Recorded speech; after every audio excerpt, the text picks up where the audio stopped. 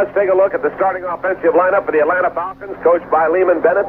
Billy Rickman, a 5'11", second-year man from Louisiana Tech, as the split end. They go with their number 1 draft pick, Mike Ken, a rookie at left tackle. He's from Michigan. Dave Scott from Kansas, 3-year veteran at left guard. Jeff Van Note, 10-year veteran from Kentucky at center. R.C. Thielman is the right guard, second-year man from Arkansas. Warren Bryant in his second year from Kentucky at right tackle. The tight end, unheralded, but a good, strong tight end, Jim Mitchell, 10-year veteran from Prairie View. The running back, Haskell Stanback, in his 5th season from Tennessee. And Bubba Bean in his second year from Texas A&M. The flanker back, Wallace Francis, 6-year veteran from Arkansas A&M. And the quarterback, Steve Bartkowski, in his 3rd year from California, big, 6'4", 213. For the Steelers, offensively, John Stallworth, wide receiver. The interior line, John Kolb, left tackle. Sam Davis, left guard. Mike Webster at center. Jerry Mullins, right guard. Ray Penny, starting in place of the injured Larry Brown at right tackle. Benny Cunningham, the tight end. Rocky Bleier and Franco Harris are the running backs. Lynn Swan, wide receiver. And Terry Bradshaw, in his 9th year, 6'3", 215 from Louisiana Tech, quarterbacking the Pittsburgh Steelers. In our broadcast booth, Lou Kreck and J.D. Fogarty are the player identifiers. Our producer is Tom Leslie. And at the controls, Tim Barth and Greg Benson. Did I get those names right? I wondered who those strange guys were back there. Did you know them, Myron? I didn't think they were strange. They look normal to me. Fred Steinfurt, who's been working out at Penn State this past week, trying to improve his field goal kicking, will kick off right to left for the Atlanta Falcons. And Pittsburgh goes deep with Alvin Maxson, Larry Anderson, and Rick Moser. As we view this ball game for you, they'll kick off right to left. And the seats are not filled completely, but the crowd is almost all in here for the start of this ball game. The wind is gusting up to between 15 to 20 miles per hour, and it just took the ball off the tee. So Steinfurt comes up to set the ball up there, pat it, comfort it just a bit before it goes into action. The ball responds by toppling off the tee once again. Steinfurt is from Boston College, 5'11", 180, 3-year veteran. We first saw him when he was with the Oakland Raiders. Now Billy Rickman is holding the ball. Steinfurt, left footer, kicks it. Pretty good. Down to the goal line. Henderson out over the 5 to the 10, the 15. He's hit, breaks the tackle, gives ground, and falls backwards. Steve Stewart came down and gave him a mighty hit. And he stayed on his feet, and then he toppled over at the 12-yard line. A Steeler blocker brushed Steve Stewart, and he sort of was upended, and his foot came high into the air to knock down Larry Anderson. He knocked him down with a kick, I do believe. In their front four, Jeff Yates, Jim Bailey, Mike Lewis, Jeff Merrill. Linebackers, Kuykendall, Pennywell, and Brazina. Pittsburgh, wideouts to both sides. First play of the ball game from the 12-yard line. Handoff to Franco. Puts his head down and cracks into a crowd of people right up the middle. Takes the ball to the 14-yard line. At the bottom of the play, Jim Bailey, the left tackle, 9-year veteran from Kansas, and Robert Pennywell, the middle linebacker, 3rd-year veteran from Grambling. On the left corner, Roland Lawrence, a 6-year veteran from Tabor. The right corner, Rick Bias, in his 5th year from Wayne State. The strong safety, Frank Reed, in his 3rd year from Washington. The free safety, a rookie, Tommy Pridemore from West Virginia, who got the starting nod when Ray Easterling was knocked out of action for the season. We have a double-wing situation with the slot back close on the left side. That's Bleier coming in motion. The handoff goes to Harrison. Again, he's in trouble up the middle. He's at the 15-yard line and no further. And the Atlanta defense is being tested in the middle. It responds with Mike Lewis getting the tackle, an 8-year veteran from Arkansas A&M. So, okay, the Steelers, notwithstanding their efficient passing attack this season, choose not to put the ball in the air when they're starting out at their own 12-yard line, and that may make sense. But now they've got a passing down coming up with 3rd and 7. Wilson Fowina's in there in a 3-man line. They have 4 linebackers as Dewey McLean comes on. Now watch them. They could be doing some stunning in this passing run. Here they come across and make contact. Now who will be charged? A lot of bouncing around. Now here's what they've got. Jeff Yates, Wilson Fowina, the 2nd-year man from San Jose State, and Jeff Merrill, a 4-year veteran from West Virginia, in that 3-man rush. The linebackers are Kuykendall, Pennywell, Brazina, and McLean. The officials are standing around the football at the 15-yard line, getting set to render a decision. Illegal procedure against Pittsburgh, pulling Atlanta offside. 5-yard mark-off against the Pittsburgh Steelers. So Pittsburgh moving left to right now has the ball just outside of its own 10-yard line. The down is number 3 with 12 yards to go. Ball game just underway at Three Rivers. Wilson Fawina came down on center. Mike Webster then pointed to the left side of the Steeler line. Davis or perhaps Cole, but the ref's mic is faulty, so we don't know which one was the count. To the right, and we've got Stallworth flanking out to the left. Quarterback is Bradshaw. Here's Bradshaw backing up, and he throws to the far side. Leaping catch. Stallworth at the 23-yard line should have the first down. He does. He is hit by Rick Bias and brought down on the far side of the field. So a great play. The pass by Bradshaw was directly on the mark, and Stallworth made one of his patented leaping catches, and Bias brought him down. The first down for Pittsburgh at its own 23. So, okay, here goes that explosive Steeler offense. It'll be interesting to see if Ray Penny, filling in for Larry Brown at right tackle, can do the job. We'll keep an eye on that side of the line. First down 10 at the 23-yard line. Bradshaw steps under center. Normal set in the backfield. Wideouts both ways. Handoff to Bleier. Coming off the right side. Over the 25. Belts into a man who goes down at the 29-yard line. Rocky Bleier that time had pretty good blocking support as Roland Lawrence and Tommy Pridemore came over from the secondary to make the stop on the near side of the field. Looking down, he picked up a good strong 5 yards, almost 6 yards. Second down and a long 4 to go as they place the football at the Pittsburgh 28.5-yard line at the near hash mark. It is second down, 4.5. Mike Webster goes over the football for the Steelers. First period of the ball game, no score. They move left to right across your radio dial. Again, Bleier is in the slot to the left side. Swan flanking right. Handoff goes to Franco, leaping over the right tackle, rather the left tackle position, across the 30 and up to the 34-yard line. Kuykendall and Pridemore got the tackle. Harris that time going off the left side, leaped over the tackle position, took the ball to the 34 for first down, number 2. Yes, leaping over Brazina and Pennywell. Great running by Franco. The Steelers moving. Pittsburgh at its own 34-yard line. First down, 10 yards to go against the Atlanta Falcons. Now the Falcons punch a lot of people up front. And the handoff goes to Bleier, and Bleier is tripped up. From down in underneath came the arm of Jeff Yates. As Bleier crossed the line of scrimmage, he was tripped up and went flying over the 35-yard line, almost to the 36. They will mark the ball at the 35.5. Gain of about 1.5 yards, second down, 8.5 yards to go.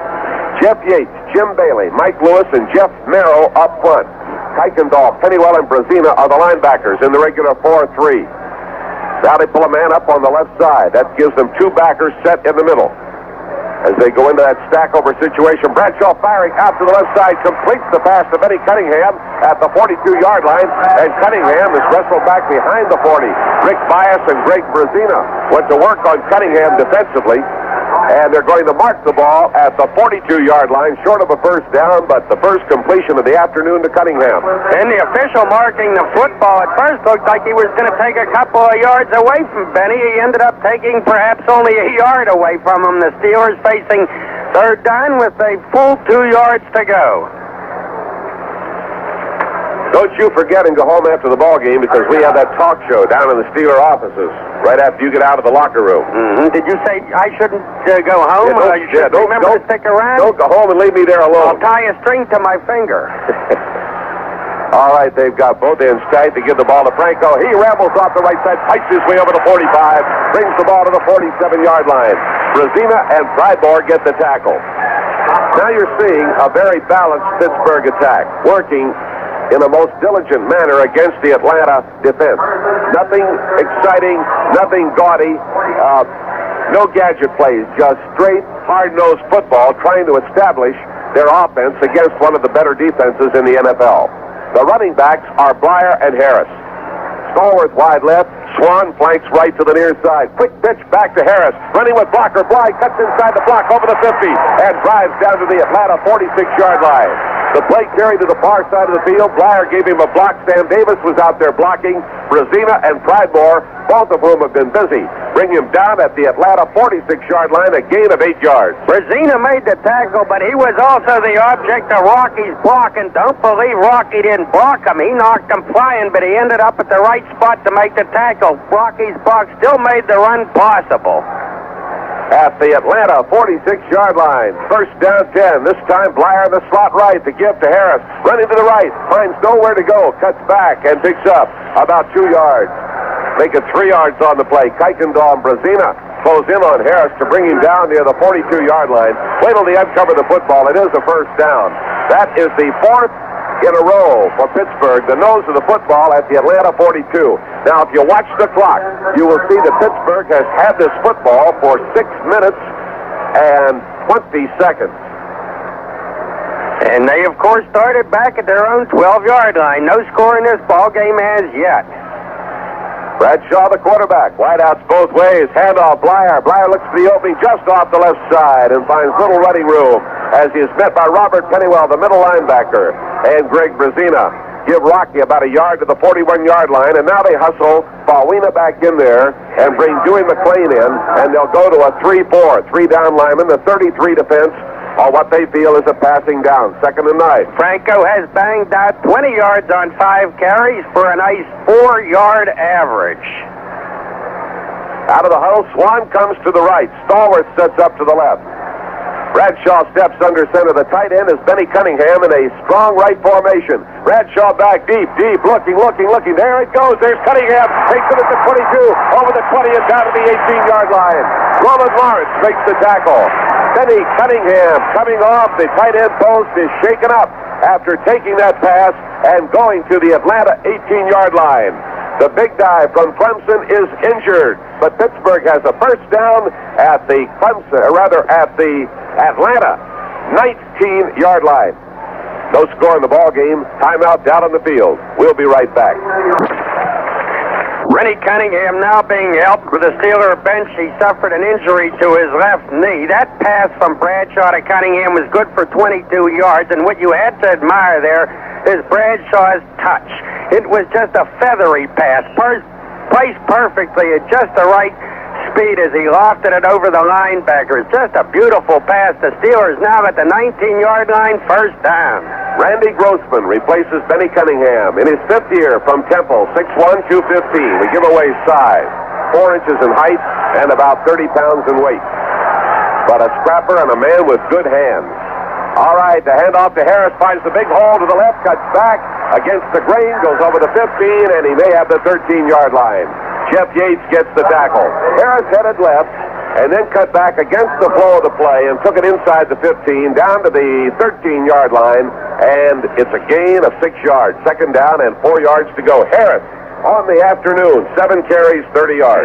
Franco that time with 3 blockers to the far outside, taking the Atlanta defense with them, and Franco finding nice running room as he cut inside. Franco Harris and Rocky Bleier, the running backs for the Pittsburgh Steelers. This has been a drive. Handoff to Harris, running to the right, then cuts back, sees the opening down over the 10, and he's at the 8-yard line. Fulton Kuykendall and Robert Pennywell make the stop. It is a first down for the Pittsburgh Steelers. And Harris just feeling those holes beautifully, running to the right that time, making a cutback, not showing great speed, just using that tremendous Harris power to take the ball to the 8-yard line, and that is first down number 6. He is killing them with plays that develop as sweeps, with a lot of blocking to the outside and then cutting inside without the blocking. Franco is killing them with that ability to change directions on a dime. Myron, they've had the ball for 9 minutes. 9 minutes. Here is Bradshaw at the 8-yard line, giving it to Bleier. Bleier running to the left, and he dives to the 5-yard line. Penalty markers go down on the play. Greg Brezina and Jim Bailey getting the tackle for the Atlanta Falcons, and somebody spotted something in there, and the Falcons committed a personal foul. Well, Fulton Kuykendall, the 6'5 linebacker, I believe was the man who came on with a late hit. That's a first down at the 2.5-yard line, half the distance to the goal from the 5. As we hustle, T. Bell onto the field. Steve Corson has come on the field. The 2 wide receivers come out. Now we've got Jerry Mullins lined up as a tight end. Randy Grossman is the tight end. And we send T-Bell from the wingback position in motion. Handed off to Bleier. Bleier with a great move. He was caught at the 5-yard line. Reaching out, it appeared to be Fulton Kuykendall, had him to the ankle.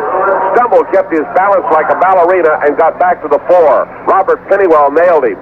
So there was a loss of about a yard on the play as Bleier was tagged by the ankle at the 5 by Kuykendall and continued to balance himself on one leg and then finally was brought down at the 3.5-yard line. The next ballerina who gives a performance like that will be fired for drinking.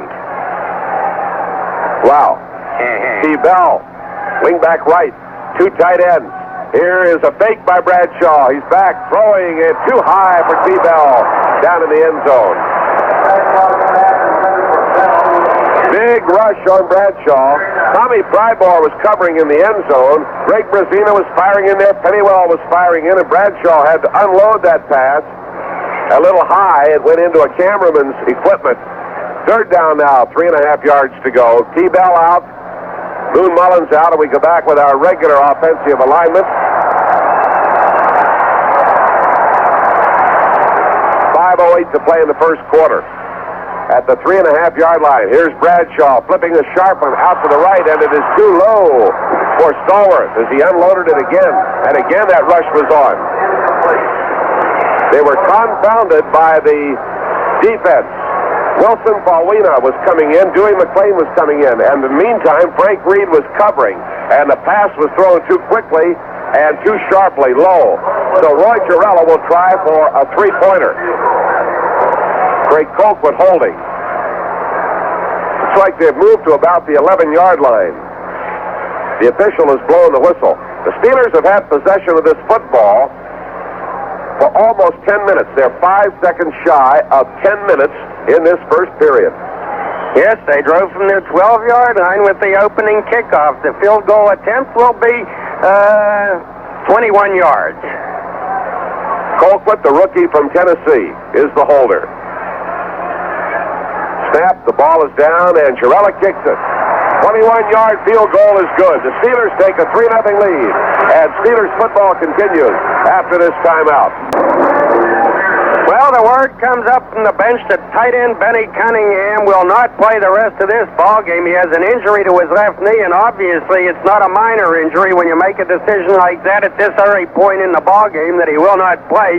You know, it's not just a slight bruise. The Steelers have lost Benny, but they take a 3-0 lead. And that touchdown drive, or rather field goal drive, required 18 plays. Here's Roy Girella to kick off. Benny Cunningham is going to the dressing room as Girella kicks off. Gets up into the wind and comes down to Dennis Pearson at the 5, over the 10, the 15, the 20, galloping the 25, and he takes a nosedive. T-Bell might have had the initial contact on him. Let's see where they're going to mark the football. He went down like a rocket. They're going to give him the 32-yard line. The Atlanta offense, Billy Rickman and Wallace Francis, the wide receivers. Mike Ken, Dave Scott, Jeff Van Note, R.C. Thielman, and Warren Bryant. The interior line, Jim Mitchell, the tight end. Steve Bartkowski, the quarterback. They run out of the I formation, the pro I. Bubba Bean, the inside man. And the give is to the top of the I, and straight ahead drives Haskell Standback over the 35 and up to the 37-yard line, where Lauren Taves brings him down. L.C. Greenwood, Joe Green, John Banaszak, and Dwight White in the front 4. The linebackers. Jack Ham returning to action after losing 2 games with an injury. Jack Lambert and Lauren Taves. Ron Johnson and Mel Blunt on the corners. Mike Wagner and Donnie Shell are the safeties. 7-yard gain, 2nd down, 3 for Atlanta. Handoff, taken by the inside back, Bubba Bean, working his way over the left side of the line, fighting up to the 40-yard line, and he may have a first down. Again, Lauren Taves gets the stop for the Steelers. First down, Atlanta. Kind of curious. Steve Furness is healthy again, ready to play, but Steve Furness is not in that front 4. John Banaszak still playing the tackle position, even though he's the size more likely of a defensive end, but the coaches seem to have been happy with his play there, but Furness on the bench. Billy Rickman and Dennis Pearson are running in plays from the wide receiver post. They've got their wideouts to the right. Man in the slot, out of the I formation, Bartkowski. Hands it off, and straight ahead, Haskell stand back, meets nothing but solid steal. Dwight White there to meet him. Knock him down at the 40-yard line. So no gain that time as they tried to hit into the interior of the defensive line. A slight loss, about a half yard on the play. The ball is midway between the sideline stripes, just inside the Atlanta 40. The Falcons trail 3-0. The Steelers held that ball 9 minutes and 58 seconds, ran 18 plays, covered 85 yards, and settled for 3. Bartkowski hands it off, and on a crossbuck, here comes Sandback, driving to the left side over the 45 and up to the 49-yard line. Mel Blount meets him there. Haskell Sandback is 6 feet tall, 210, 5-year veteran from Tennessee. And that time, he found the opening and angled left and brought the ball to the 49-yard line. 3rd down 1. Joe Green had excellent penetration that time, and I don't believe he was being trapped. His penetration was too good. He went right by Sandback, who reeled off the good gain. Sandback is their leading rusher, 225 yards coming into the ball game. They got a pair of tight ends, wing back set left. Sandback and Bean are the running backs, and it gives to Sandback, cracks off the right side, finds running room almost to the 45-yard line. He has a first down and some to spare. Mike Wagner, the Steelers, strong safety, down at the bottom of the play. And he is aided by Lauren Taves. Mark the ball at the Pittsburgh 45. Second first down for the Atlanta Falcons. And now they move with the football. And they're driving it down the Steelers' throat. Not throwing the ball, just running the ball. The wideouts are set to the right, and they split. A man out to the left side. That is Jim Mitchell. And here he is going to Mitchell, and the quick turn, curling out, taking the ball at the Pittsburgh 38 and stumbling out of bounds, covered by Mel Blount. Jim Mitchell, the 10-year veteran tight end, playing a wide position, catches his 8th pass of the season. Advancing the ball to the Pittsburgh 38-yard line, a gain of 8 yards. And of course, Steve Bartkowski has been a mystery. The first man chosen in the 1975 draft, he was Rookie of the Year, but since then, nothing. He started this season on the bench. Last week, he put together a good ball game in hopes that that's the beginning, that he's on track now. Mitchell was hurt. He's left the ball game under his own power. James Wright has replaced him at tight end. Bartkowski sets the Atlanta Falcons, hands the ball off to Bubba Bean, runs to the right, makes his cut, goes down over the 35 and onto the 34-yard line. Picks up enough yardage for a first down before he's stopped by Jack Ham. A penalty marker has gone down against the Atlanta Falcons. So a holding call is pending against the visitors from Georgia. And this has been one of their trademarks, the key mistakes that they make with a comparatively young team. And this is one that is going to at least slow this drive down. It is marked off all the way back to the Pittsburgh 48-yard line. A 10-yard mark off. Atlanta was holding. The center, Jeff Van Note, is the man called for holding, and when you see that flag go in the middle of the traffic there, you can pretty well assume that somebody was holding. They come out of the huddle, sending Billy Rickman out left. Wallace Francis is in the slot to the left side. Running back, Sandback and Bean. Bartkowski on a long count. Gives the ball to Bean, and Bean fights and spins and jams his way to the Pittsburgh 45-yard line. Coming off the right side of the Atlanta forward wall, Jack Lambert and Jack Ham work with Joe Green to stop the runner at the Pittsburgh 44.5-yard line. It is 3rd down and 9 yards to go. Pittsburgh getting set to send Dennis Winston in. He does not come in. Tony Dungy comes in. Winston came out and came back. And Lauren Taves is out. 4 down linemen, 2 linebackers, and 5 defensive backs. Mitchell is back in there. He's okay. Francis to the left. Pearson to the right. Mitchell, the tight end. Bartkowski, the quarterback. 3rd and 9. Bartkowski on a straight drop back. Swing pass over to the right side. Bubba Bean.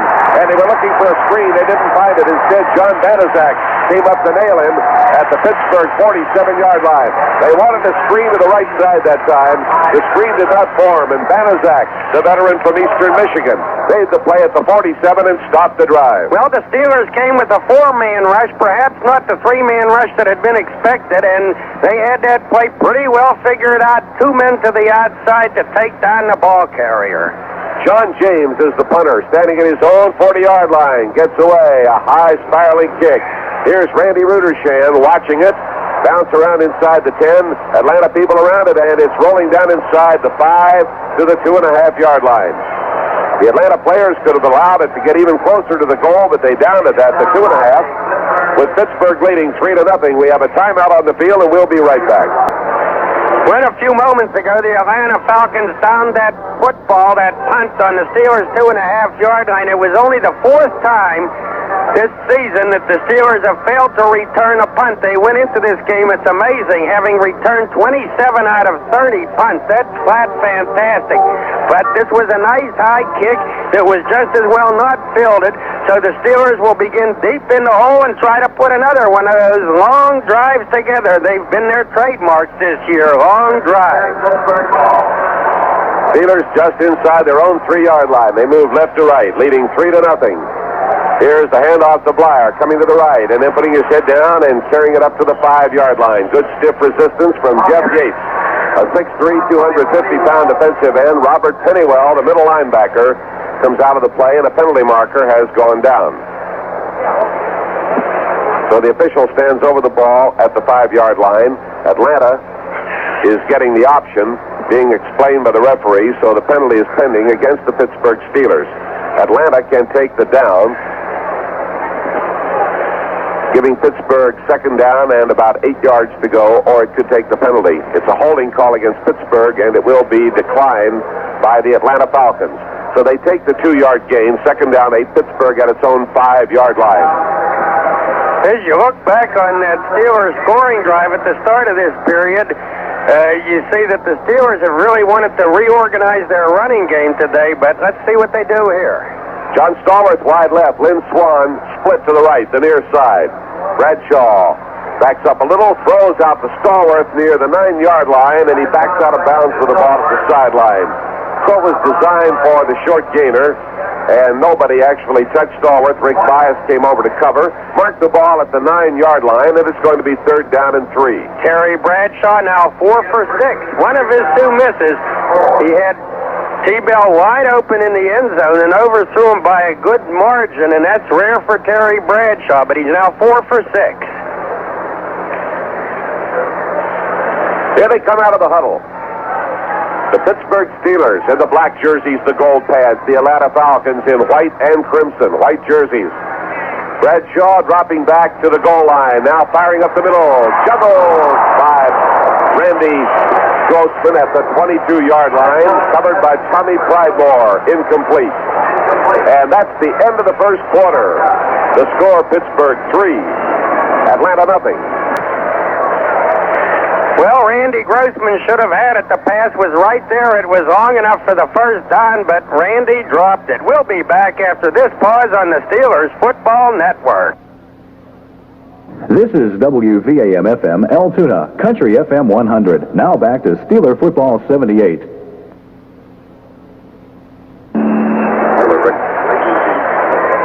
Pittsburgh now will go into punt formation.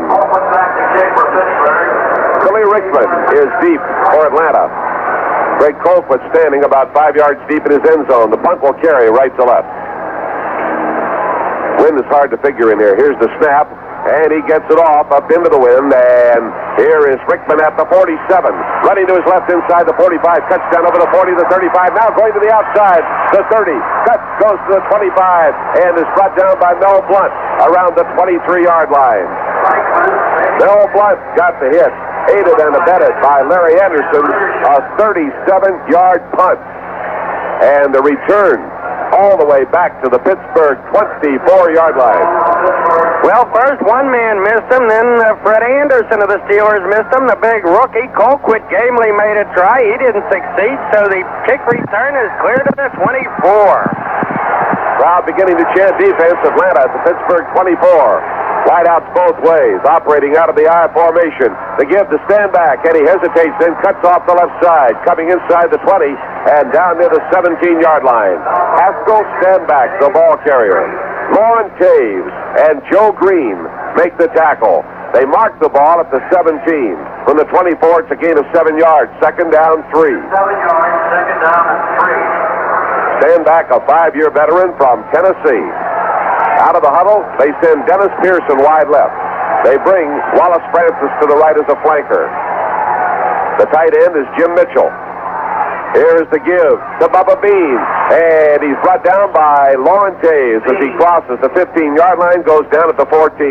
He angled off left tackle that time, made a slight cut, and Taves was there and waiting. But it is very near to a first down. The ball is at the Pittsburgh 14-yard line. Taves having to fight off a strong block from Haskell Standback, the running back, in order to make the tackle. He did make it, but too late to stop the first down attempt. They do have a first down at the 14-yard line of the Steelers. The Steelers leading 3-0. Steelers have still not given up a point in the first quarter of any game this season. So they got out of that period without Atlanta scoring. Steelers had the ball the first 9 minutes, 58 seconds of the period. Here's Atlanta threatening 1st and 10 at the 14-yard line. Little stunning by Mike Wagner. And they give the Standback, and he bumps into one of his own men, spins into the middle of the line, and goes down to the 11-yard line. Haskell Standback tackled by Jack Ham. Let's see where they uncover the football. It's at the 11-yard line. A gain of 3 yards, 2nd down, and 7 yards to go. As Dennis Pearson comes back out on the field, bringing the play from Lehman Bennett's staff on the far side. Pearson, a rookie from San Diego State. 5'11", 177. He's a flyer from a school that has a tradition of sending out flyers. Strong right formation, wideouts, both directions. Steve Bartkowski is the quarterback. And Bartkowski gives it up the middle to Bubba Bean, and he makes it over the 10 to the 8-yard line. John Banaszak, the 4-year veteran from Eastern Michigan, teaming up with Jack Lambert, the middle linebacker. To stop the runner, they mark it at the 9-yard line. Atlanta looks at 3rd down and 5. Good play by Banaszak, knifing across from his left. But the Steelers came into this game with the best defense against the rush in the American Conference. But Atlanta is thinking they can run on them, and they have been. Banaszak out, and Dennis Winston in as an extra linebacker. Atlanta wide in both directions. Bartkowski on a passing down, drops back. Bartkowski is nailed, brought down at the 17-yard line. Jack Ham, Lauren Taves in there to knock him off balance and knock him down. And that moves the ball back to the 17-yard line. That is the first sack against the Atlanta Falcons. Fred Steinfort, who's been having some trouble with his field goal kicking, who was up at Penn State to get some help, has hit 3 of 8. Now he's going to be kicking from the 24-yard line, a 34-yard attempt. And this range is 1 for 3. John James is the holder on a 34-yard attempt. The ball is down. The sidewinder kicks it. It is off to the side. No good. He hooked it. A 34-yard attempt right down the middle is no good. Pittsburgh maintains a 3-0 lead, and we'll be right back. Well, Tom Leslie, our producer, points out that in the warm-up, Steinfort missed 6 field goal attempts in a row, but he also points out that they were of the long variety. Anyhow, he went up to practice at Penn State this week under the eye of soccer coach Walter Barr, whose son Chris kicks for the Cincy Bengals and whose son Matt has done a whale of a job for Penn State. And Barr said that he immediately saw what he was doing wrong, but he said when you change a kicker in one respect, you're apt to cause 1,000 new problems. And I said I hope that Steinfort, coming into the Steeler game, heard Walter Barr say that, because then he would really be fouled up. You know that the Falcons were desperate when they sent him up there to Penn State. It appears that he is not yet snapped out of it, and he may be gone by tomorrow unless he suddenly improves. First down and 10 yards to go. The Steelers at their own 20-yard line. Bradshaw, play action fake, back there. Going downfield for Swan. There he is at the 47, over the 50, to the Atlanta 45, right down at the 43-yard line. Then Swan on Roland Lawrence, and he beat him. Swan came straight down and then headed in and was out in the open, took it on the run. The ball advanced from the 20-yard line, 37 yards to the Atlanta 43-yard line. You betcha. Terry Bradshaw had great protection as he caught Atlanta sleeping on first down. Beautiful pass, the Steelers driving. Lynn Swan, the receiver, his first catch of the afternoon. Bradshaw taking the Bleier back there again, stepping out of the pocket, drilling it down, intended for Randy Grossman, broken up by Greg Brazina, flipped into the air, and they had an interception shot, but to no avail. I have Bradshaw with 9 passes tried and 5 completed. That was a good defensive job. Yes, it was. Bradshaw knew he had to drill that football, and drill it he did, but Brazina outfought Grossman for position, and perhaps had the ball not been thrown so hard, he would have hung on to it and intercepted it.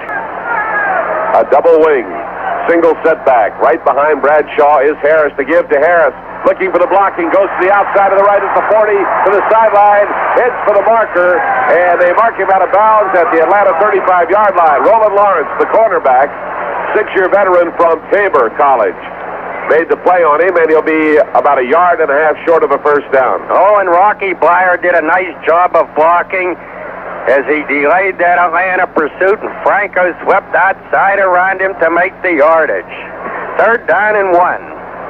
J.D. points out they ran a 3-4 on that long yardage play, and he beat the linebacker to the outside. We have Steve Corson and T. Bell in, 2 tight ends. Mullins to the right, Grossman to the left. The wingback is T. Bell. Short yardage formation. Bradshaw giving it to Harris. Harris hesitated and drove off the right side and picked up the first down. He is almost to the 32-yard line. First down number 9 for the Steelers, who lead 3-0 over the Atlanta Falcons. As Sam Davis mowed down Roland Lawrence, the cornerback, to make that first down possible. Sam Davis said to me the other night, nobody ever mentions our blocks, and I said, I mention them all the time, Sam. He said, that's good. I says, I also mention it when you miss them. He said, that's bad. Robert Pennywell got the tackle. So Bleier steps into that slot close on the left side. Franco headed straight down, cut to his left, goes over the 30, and goes down at the 28-yard line. Greg Brazina got the tackle on him. Boy, you can see him feeling for those holes today. And that time he headed straight in, made his cut slightly to the left, found a little running room, and brought the ball to the 32.5-yard line.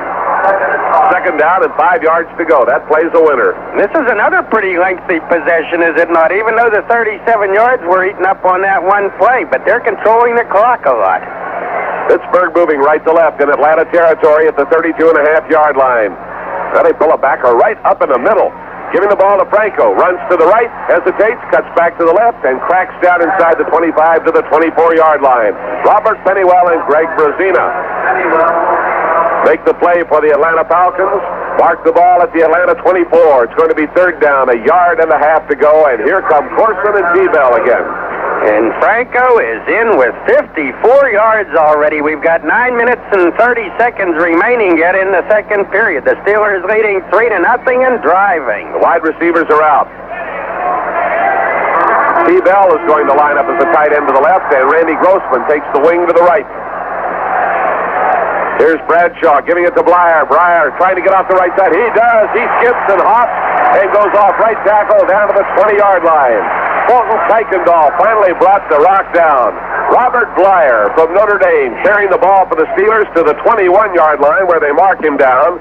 Picks up the 10th first down. 1st and 10, Pittsburgh leading 3-0 at the Atlanta 21-yard line. Steelers have young Steve Corson working in that offensive line, and on that play, he was a boomer. Boomer. A boomer. That's the guy he hit. Sound like you're from Oklahoma. Oh. A double wing again.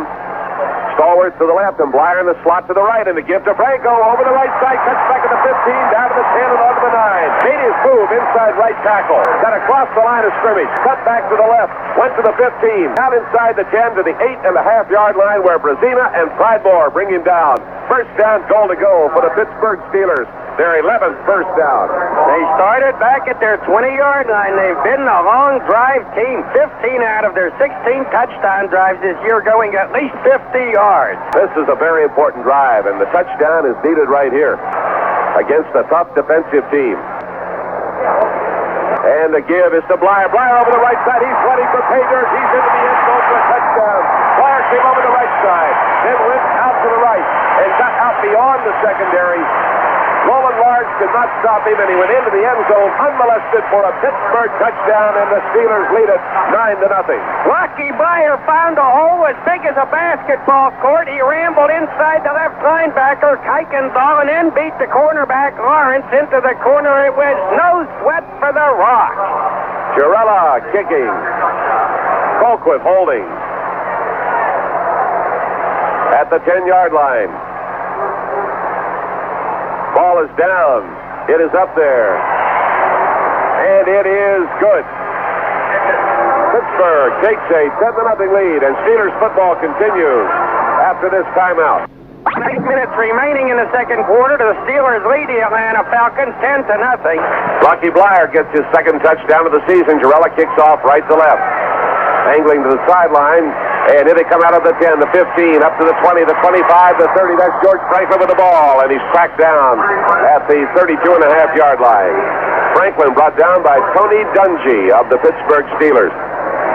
He hooked that one toward the near sideline, and Franklin took it at about the 9 and found some running room back to the 32.5-yard line. First down, 10, Atlanta. Chuck Noll on his show before the game raving about how well the special teams have done, but today they have done nothing. Out of the I formation, wideouts both ways for Atlanta from the 32.5-yard line. Here's Bartkowski giving the ball to Standback over the right side to the 38-yard line. John Banaszak took his pins out from under him and was aided and abetted by Jack Lambert, the sledgehammer. Offside Pittsburgh, and Atlanta probably will take that one. Put the ball in about the same position and give the Falcons a first down. They started just inside the 33-yard line, so they come back to the previous spot, and they're playing button, who's got the football. Got two balls out there now. All right, 5 yards marked off. Takes the ball to the 37.5-yard line. First down, 5. Can my figures be right? Has Bartkowski only thrown twice in this football game? You're right, Myron. Boy. Well, the Jets last week were the first team to rush over 100 yards against the Steelers, and maybe the Falcons, looking at the films, thought they saw something. Slot right formation. They put Wallace Francis in the slot. Van Note snaps the ball. Bartkowski hands it off. And look at this, coming off the right side. Bubba Bean slanting up to the 43-yard line. And Jack Lambert gets the tackle, aided by Donnie Shell. Donnie Shell in his 5th year from South Carolina State. 5'11", 190. Lambert, 5-year veteran from Kent State. 6'4", 220. The Atlanta Falcons pick up a first down at the 43.5-yard line. That will be the Falcons' 4th first down of the afternoon. Billy Rickman wide left. Wallace Francis flanks right. Bartkowski dropping back, has time, looking. Now he's chased out of the pocket. They got him, they don't have him. He's running to the 40, the 45, to the far side of the field. He goes down at the 50-yard line right in front of Mel Blount. Bartkowski does not like to do that, but he had to. Mel Blount covered him as he went down at the 50-yard line, did not want to take the hit because he has had trouble, leg trouble. And Bartkowski does not like to scramble, and that time he simply had to, and the big guy did it. He picked up 7 yards. He started scrambling last week somewhat, and his teammates were very much surprised, and they said, that's great. He's got to do it when he has the opportunity. They said, we're glad to see him at last scrambling, and that is what he just did. That great adversity in Atlanta. Finally turned to religion to try to find some faith in the fans and faith in what he was doing himself. He's getting results. Running out of the I formation, giving the ball to Bubba Bean. Is it Standback? It is Standback. Diving to the 48-yard line. Standback is 210. Bean is 195. They're 15 pounds apart in weight, but they resemble each other. Lambert and Ham made the stop. Haskell Standback carried the football. It's going to be 3rd and 2. Now let's see how Atlanta will align using 2 tight ends, Mitchell and Wright. Wingback, Francis to the right side. Short yardage on 3rd down. Bartkowski giving the ball to Bean. Wheels over the left side, and he almost has it. They'll have to measure, I think. Thrown back by Jack Lambert. He ran into the pillar of the Steeler linebacking core, and Lambert was there to meet him at the 47-yard line. It will require a measurement, I believe. The officials are looking it over very carefully, and they call for the sticks from the near side of the field. Pittsburgh is leading in the ball game 10-0. A Jarrella field goal in the first quarter capped off a long drive. The Steelers maintained the ball 9 minutes and 58 seconds after the opening kickoff. Then they choked off Atlanta with a field goal try that was unsuccessful and marched 80 yards for a touchdown. Bleier going over the right side, 8 yards out. The Falcons have a first down by the nose of the football. First down 10 at the 46-yard line. Atlanta with 3 wideouts. Slot right. Here's a fumble by Bartkowski. They dive for the football. Pittsburgh ball. Bartkowski fumbled the snap, and Joe Green came up with the football, and John Stallworth wraps him on the helmet. Pittsburgh recovers the Bartkowski fumble at the Steeler 48-yard line. So that is the first turnover in the ball game by either club, and Joe Green was simply in the right place at the right time, plopped himself right down on the football. The Steelers take it over, leading 10-0. Steelers football continues after this timeout. J.D. Fogarty pointed out in talking with one of the Atlanta coaches, he said that the reason they blitz so much is the front four is not a great pass rush unit. It is great against the run, and thus far today it has not been able to stop the run. It's one of those things hard to figure. Here is Bradshaw back there. Oh, he has time, and he goes to the far side. Coming back, Swan at the 40, and he drives back to the 40 and is piled under.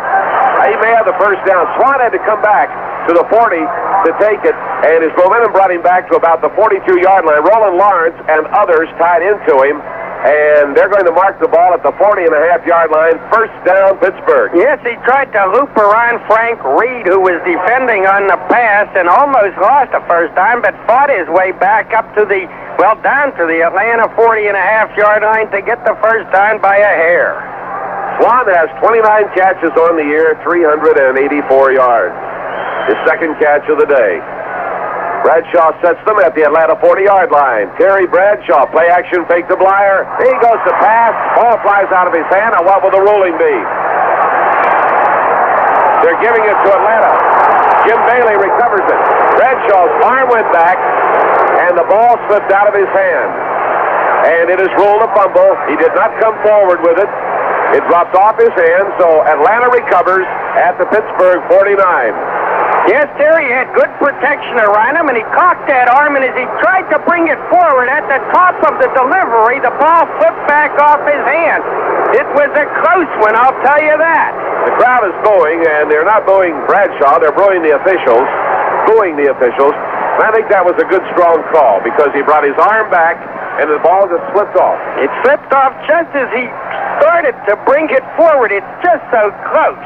Looking at the picture shows that he brought his arm back, and as he started to bring it forward, as you said, it dropped off. So he didn't pass it. No, I wouldn't think so. He was like the Statue of Liberty dropping her torch.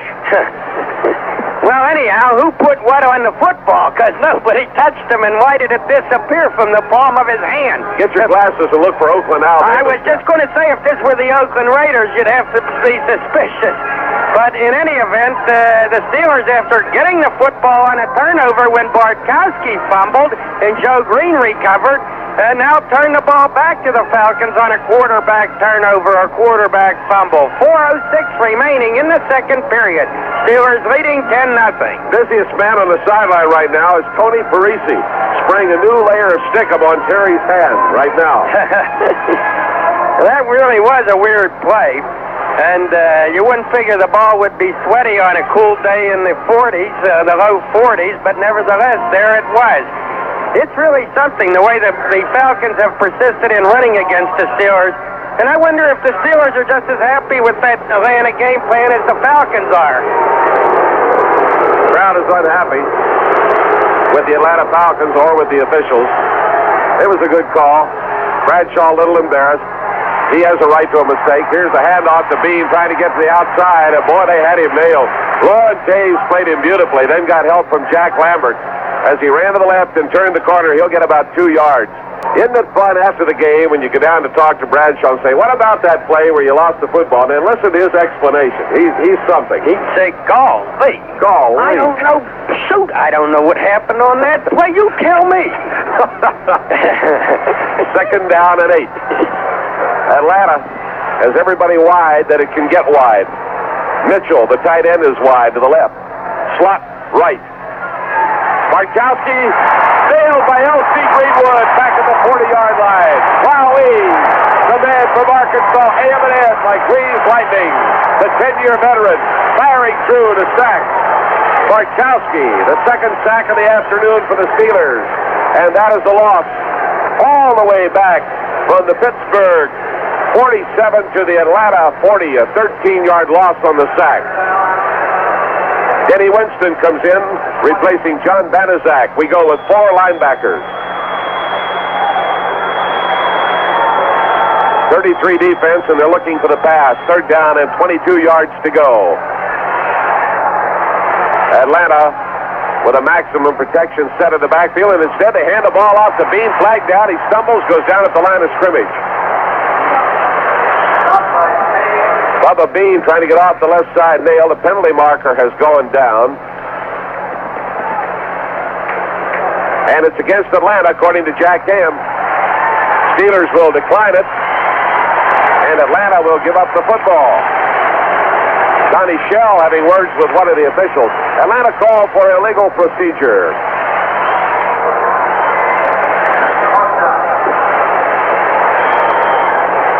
John James, standing at his own 25-yard line, punting left to right. Randy Rudershan downfield for the Steelers. The snap to James. Rush on him, and he gets it away. Rudershan takes it at his own 28 with people on him. Oh, he fairly breaks the tackle. Running to the right to the 30. Coming upfield over the 35, and he fights his way to the 38-yard line. Hey, what a play by Randy Rudershan as he took that one with the Falcons charging down on him. They hit him. He spun away. He continued to the far side and advanced the football almost to the 40-yard line. Dewey McClain brought down Randy Rudershan. They mark it at the 39, and the kid from New Jersey was running full tilt. The Marwa Madman is coming into his own 216-yard returns last week against the Jets, and that time he took a hard hit by, I believe, Mike Esposito, a special teams man, and you thought that one's going to put him down for sure, but it didn't. He kept fighting. He brought it out to the 39-yard line. 32-yard punt had a fine return by Randy Rudershan. So the Steelers gave up the football momentarily, but didn't lose too much, and they're ready to go again. Late scores in the second quarter. The Jets leading Buffalo 21-7. In the first quarter, Detroit with a surprising 6-0 lead over Washington on 2 field goals. Nothing up on the other ball games, including Cleveland at New Orleans, Tampa Bay at Kansas City, New York, at Dallas, all of those in the Central Time Zone. Well, I believe Randy Rudershan's return was good for 11 yards, but it was really sensational. It was not in terms of yardage, but in just getting a return, because they were right down his throat when he caught the ball.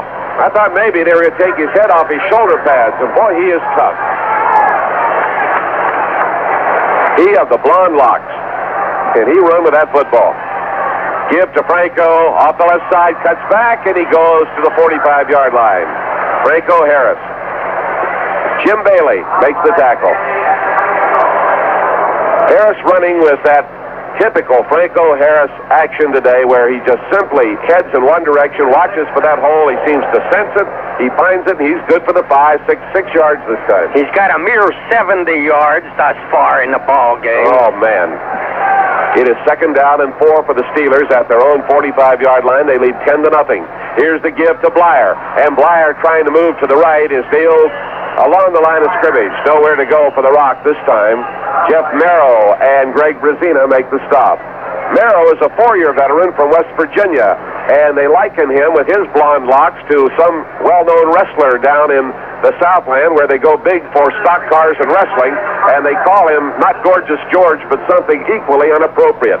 Well, we have a 2-minute warning timeout. We'll be right back. Well, Fleming, you liken Jeff Merrill to Gorgeous George, and you said down there in West Virginia they call him something equally inappropriate. In Atlanta they call him that. In Atlanta? Virginia. And I said to you during the commercial, what is it they call him? You said, I don't know, I've forgotten. What kind of a story is that? I think they call him the Blonde Bombshell. That's the same thing they call me in Bethel Park. Oh, really? Oh, really? I thought that was Tom Scudani. Here we go now. 3rd down, short yardage. And the give is to Harris. Swings left, cuts back, up over the 50, goes to the Atlanta 47.5-yard line for a 1st down. Robert Pennywell and Tommy Pridemore there to meet him. Mark it at the 47-yard line. The Steelers have picked up their 14th 1st down. Again, we see Harris making that move to the left and then cutting back through the hole. And it is first down 10 at the 47. Yates, Bailey, Lewis, Merrill up front. Kuykendall, Pennywell, Brazina, the linebackers. Lawrence and Bias, the cornerbacks. Reed and Pridemore, the safeties. Bradshaw sets the Steelers. Bradshaw drops back. He wants to throw, drills it down the middle, taken by Randy Grossman at the 35, and he wheels on down to the 30-yard line. Fulton, Kuykendall, and Tommy Pridemore bring him down. Mark it at the 31 as Grossman took that ball near the 35 and then wheeled off to his right and goes to a first down at the 31. A 16-yard gain, and I'll tell you, the Falcons were blitzing, but the Steelers picked up that blitz beautifully. They have not allowed Bradshaw to be sacked thus far, and you know, he came in this game with a bum knee, so they are playing it tough on the pass protection. A reminder for those of you listening to WTAE in Pittsburgh. Be sure to stay with us after the game for Steelers Hotline. This year, after every home game, we'll open the phone lines for you to call in and talk Steelers. Jack Fleming and I will be in the Steeler offices with Bob Koppler back at the studios. Join us for our all-new Steelers Hotline right after this game. The only restriction, none of Myron's relatives are allowed to call in. You can't load the phone line. Well, my relatives are of such brilliance that you would not be able to provide them with the answers to their questions, so that's just as well. Meantime, how do you like that pass protection Terry Bradshaw is getting? It's absolutely phenomenal. He can just pick his spots, and as you said, he's throwing the ball. Now, that time he had to drill it, and it was right there, and there was Grossman. And you know what? How soon they forget. In an announcer's mind, you get things set up, and I've said so much this season about Randy Rudershan that I hesitate every time Grossman's name comes up. I start to say Rudershan. A mental thing, you know, Myron. Uh-huh. You can understand that. Not really, but I'll take your word for it. Believe me, it's there. Okay. You got to get reacclimated to Grossman because he hasn't played that much. Yeah, that was only his third catch of the season. Here's the handoff, and there's a crossbuck up the middle. Harris inside the 30, down to the 27-yard line. Penalty marker down. Pennywell and Pridemore brought him down, and Pridemore may have gotten a late hit.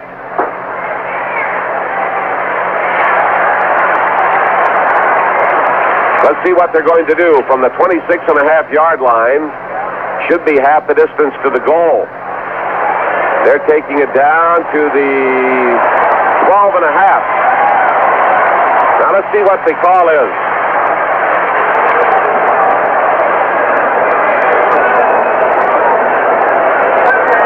I can't hear him. Can you? I'll see if I can find out. Foul, Lou. I know that, but I'm trying to find out who it's for.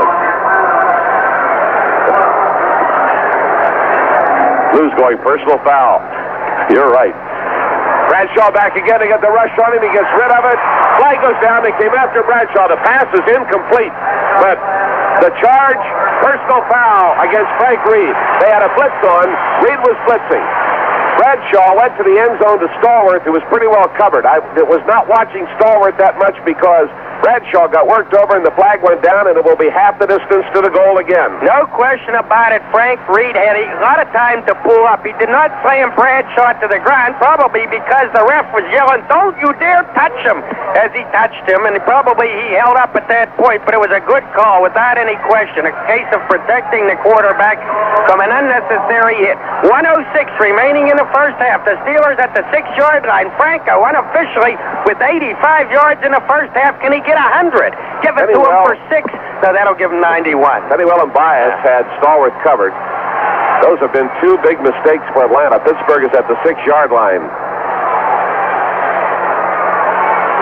Here's Bradshaw.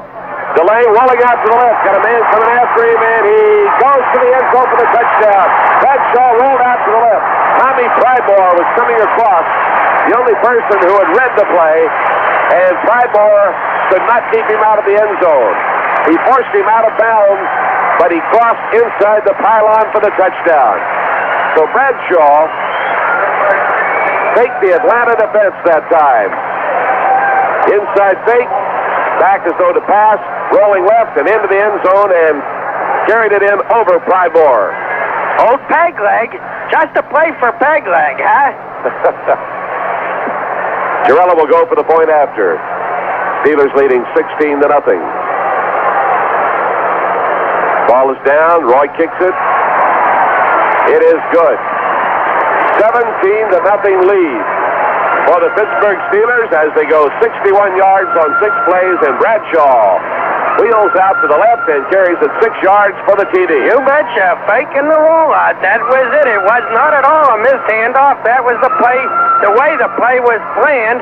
And he was hit at the 3-yard line, but dragged the tackler in with him. Got just inside, just into the end zone in the corner.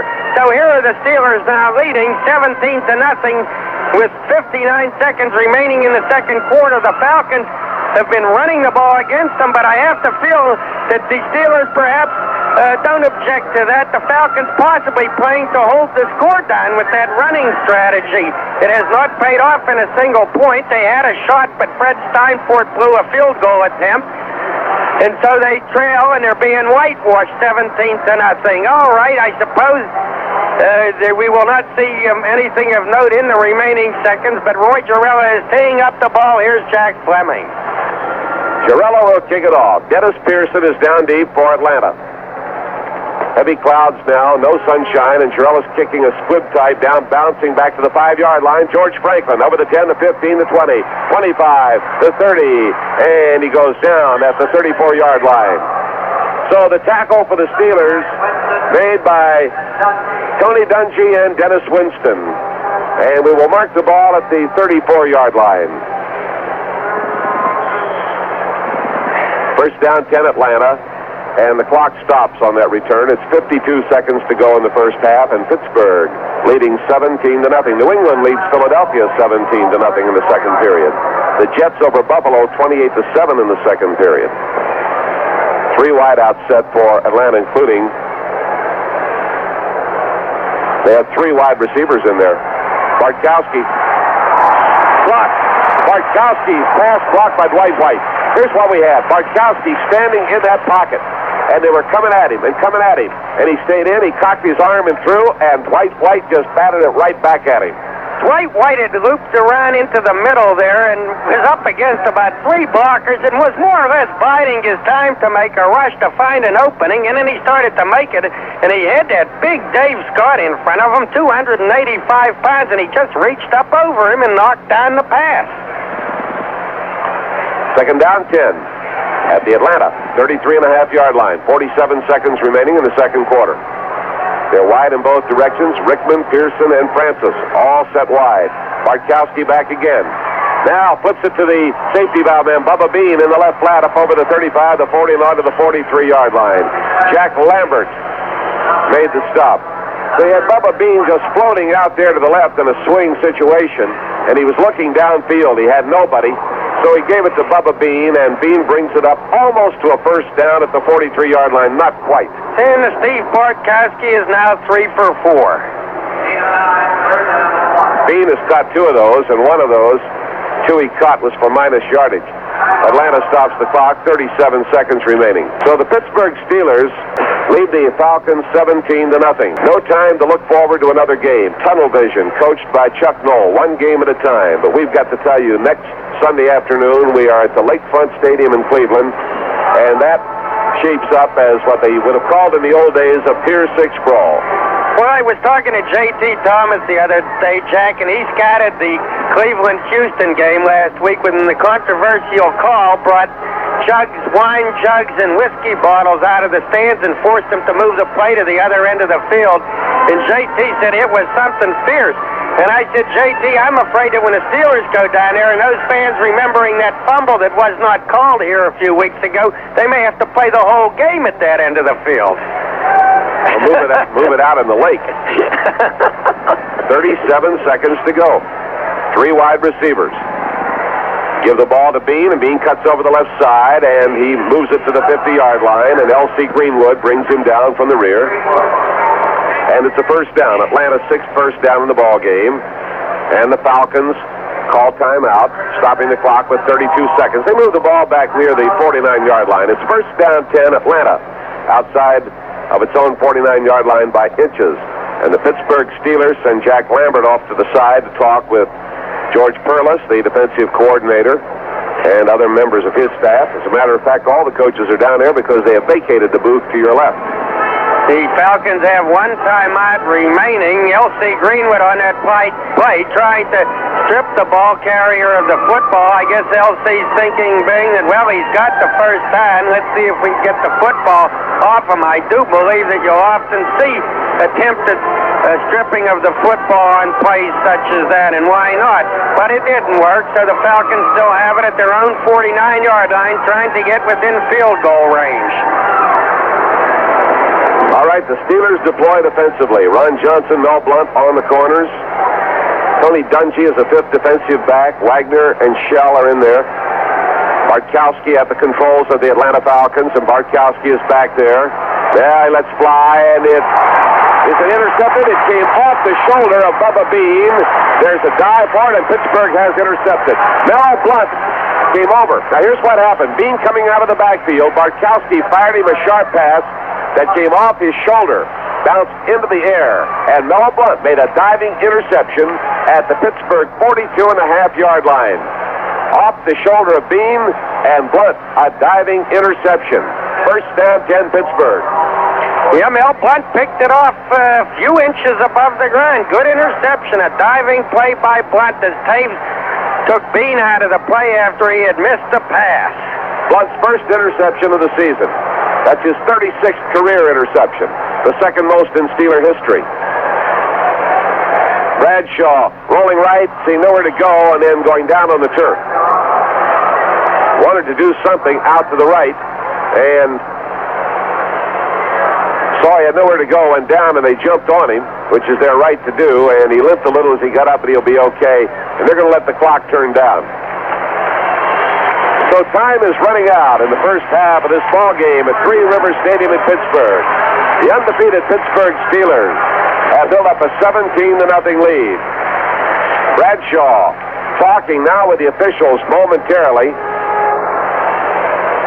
And I don't know what the possibility is. He's talking with Sam Davis, and they could be explaining the options for the second half at this particular moment. Now he's leaving the field. So we're at the end of the first half. The score is Pittsburgh 17, Atlanta nothing. Myron Cope will comment on the first half in a moment. Halftime at Three Rivers Stadium. The Steelers leading the Atlanta Falcons 17-0, looking once again powerful.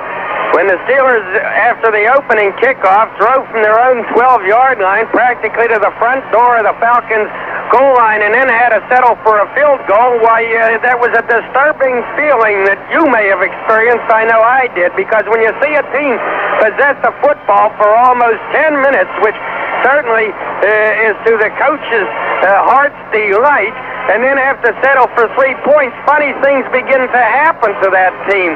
And sure enough, the Steelers then, when the Falcons came back at them, running it down their throat, the Steelers then did appear to be losing something. But they quickly got themselves together, and the Atlanta Falcons continued to stick with the ground game, not until that is up till their final series in the closing seconds of the first half. They had thrown the football only 2 times, and that was surprising, because Steve Bartkowski, in a victory over the New York Giants last week, was 14 for 26.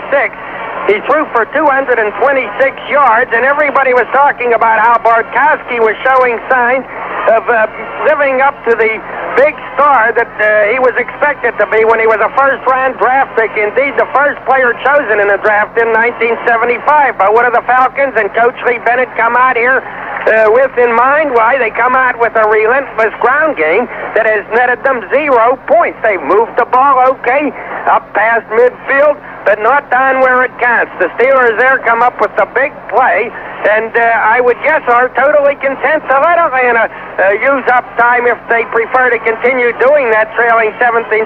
But you have to figure that the Falcons in the second half will come out throwing, because they cannot be using up time so generously when they're trailing by 17 points. Bob Koppler is standing by with all the scores from around the league on the halftime scoreboard in just a minute. All right, the Steelers leading the Falcons 17-0. Roy Jarrella teeing up the football, and quickly, while we have a moment, well, we have not a moment for more statistics. He's ready to kick, and here's Jack Fleming. Down deep, Atlanta has Tommy Pridemore, Dennis Pearson, and George Franklin. Girella, right to left from the 35, and this time high and long and down to the 3. Franklin with the ball, out of it at 10, to the 15, the 20, and down at the 23-yard line. The return to the 23-yard line with Sidney Thornton covering the runner on the return. Atlanta has the ball first down 10. And certainly one stat I want to work in from the first half is Franco Harris in with 86 yards on 16 carries. That's an average of 5.4 a carry. L.C. Greenwood, Joe Green, John Banaszak, Dwight White, and the Steeler front four. Backers pulled up very tight against the possibility of the Atlanta rush. They're going to start throwing, I think. Here's Bradshaw back there after him, and he gets rid of it, throws it out of the backfield to Bubba Bean, and Bean at the 28 is nailed and brought down by Jack Ham. So to get the short gainer, as Myron and I talked at halftime, they can't stay with this running attack all afternoon because time's going to run out. They threw only 5 passes in the first half. That is their 6th. Their 4th completed, and Bean has caught 3 of those, 1 for negative yardage and 2 for relatively short yardage. Second down and 5. They deploy Francis wide left, bring Dennis Pearson out to the right, the near side. Jeff Van Note is the center. Bartkowski gives the ball to Stanback, running to the left, has blockers, turns the corner, and the flag is down as he makes it up to the 33-yard line. Lawrence Taves made the tackle. Flag down behind the runner, and we should have a holding call against the Atlanta Falcons. We do. That will cost the Falcons 10 yards, and we'll take the ball back to the Atlanta 20, back around the 19-yard line. Now, we were talking about defensive end Jeff Merrill from West Virginia for the Falcons, and I found out that he bears a great likeness to Dusty Rhodes, who is a well-known wrestler in the South. He's known as the Great American Dream. Who? Dusty Rhodes is or Jeff Merrill? Huh? Jeff Merrill is the defensive end who looks like Dusty Rhodes. And Myron, you're obviously not up on your wrestling. So any of you fans who want to call in locally on our talk show after the game and discuss professional wrestling with Myron, be sure and ask for Myron. 10-yard mark-off. 40 yards total on 5 penalties against Atlanta, puts the ball at the 19-yard line. The word on Benny Cunningham is damage to the ligaments of the left knee. He'll be placed in a cast immediately. Will be out indefinitely. Ouch. That is bad news. Ricky Patton is in their backfield replacing Stanback. The handoff goes to Bubba Bean, and he made a great move at the line of scrimmage, shot over the right side, out over the 20 and up to the 25-yard line where Jack Ham and Mike Wagner brought him down. Atlanta now has 3rd down and 8 yards to go. And the Steelers wheel Tony Dungy out on the field, replacing Lawrence Taves. And we go with an extra defensive back. Wagner, Dungy, Shell. The corners are Johnson and Blunt.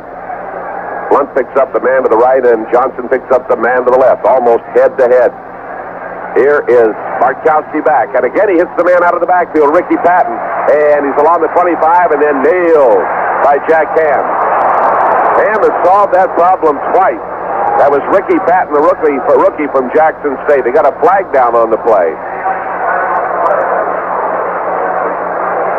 And they're going to get John Banaszak or Tony Dungy for a late hit. Let's see where that's going to take the football. All the way up to the 45-yard line. 15-yard mark-off for a personal foul.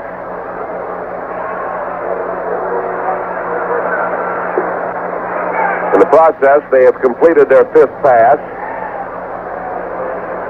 and they pick up their 7th first down.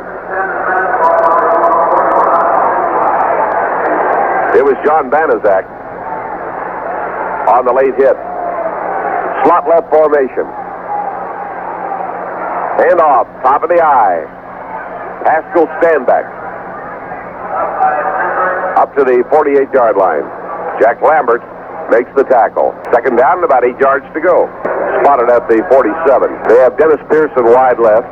They put Wallace Francis in the slot.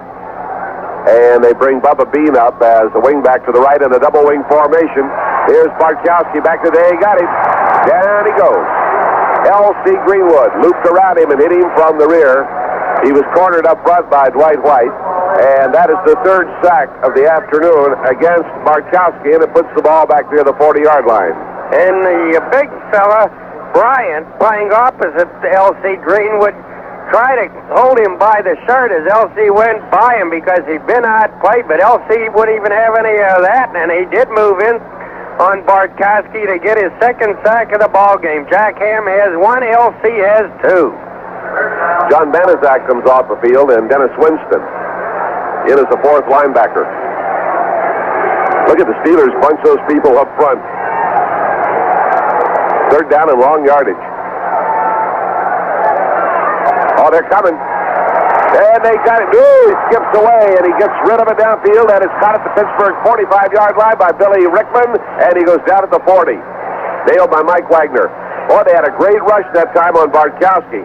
L.C. and Joe Green were in pursuit of the quarterback, and he just barely broke away from one on an ankle tackle and got rid of that ball. And we had opened up the secondary pretty much. The play covered 19 yards to the 40. Yes, it was Lambert who almost dropped him with the ankle tackle. He just got the ball away by a hair, but that's what it's all about. When they have that big blitz coming, if you get it away, you're probably going to complete it because nobody's back there. Atlanta to Pittsburgh 40. Steelers leading 17-0. Handoff goes to Bubba Bean. Made his move right, cut back to the left, and takes it down to the 35-yard line. Johnson and Banaszak on the stop. Banaszak getting the first hit at the Pittsburgh 35-yard line, a gain of 5 yards. And let's see what they've got up front. Mike Ken playing at left tackle. Dave Scott is at left guard. Jeff Van Note is at center. R.C. Thielman at right guard. Warren Bryant at right tackle. The formation is strong left with Jim Mitchell, the tight end. And the give is to stand back, and he is nailed. Lauren Taves firing through to get him 3 yards behind the line of scrimmage on a play calculated to sweep left.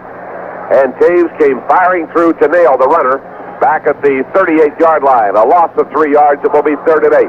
Great play by the right linebacker. He just fired past R.C. Thielman, a big guard in the Atlanta offensive line, to make just a fine play. Taves out, Dungy in. Fifth defensive back.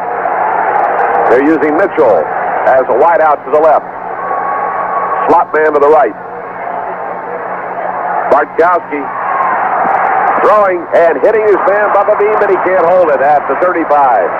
Bean came out of the backfield and made an out move at the 35-yard line. Jack Cam was on him.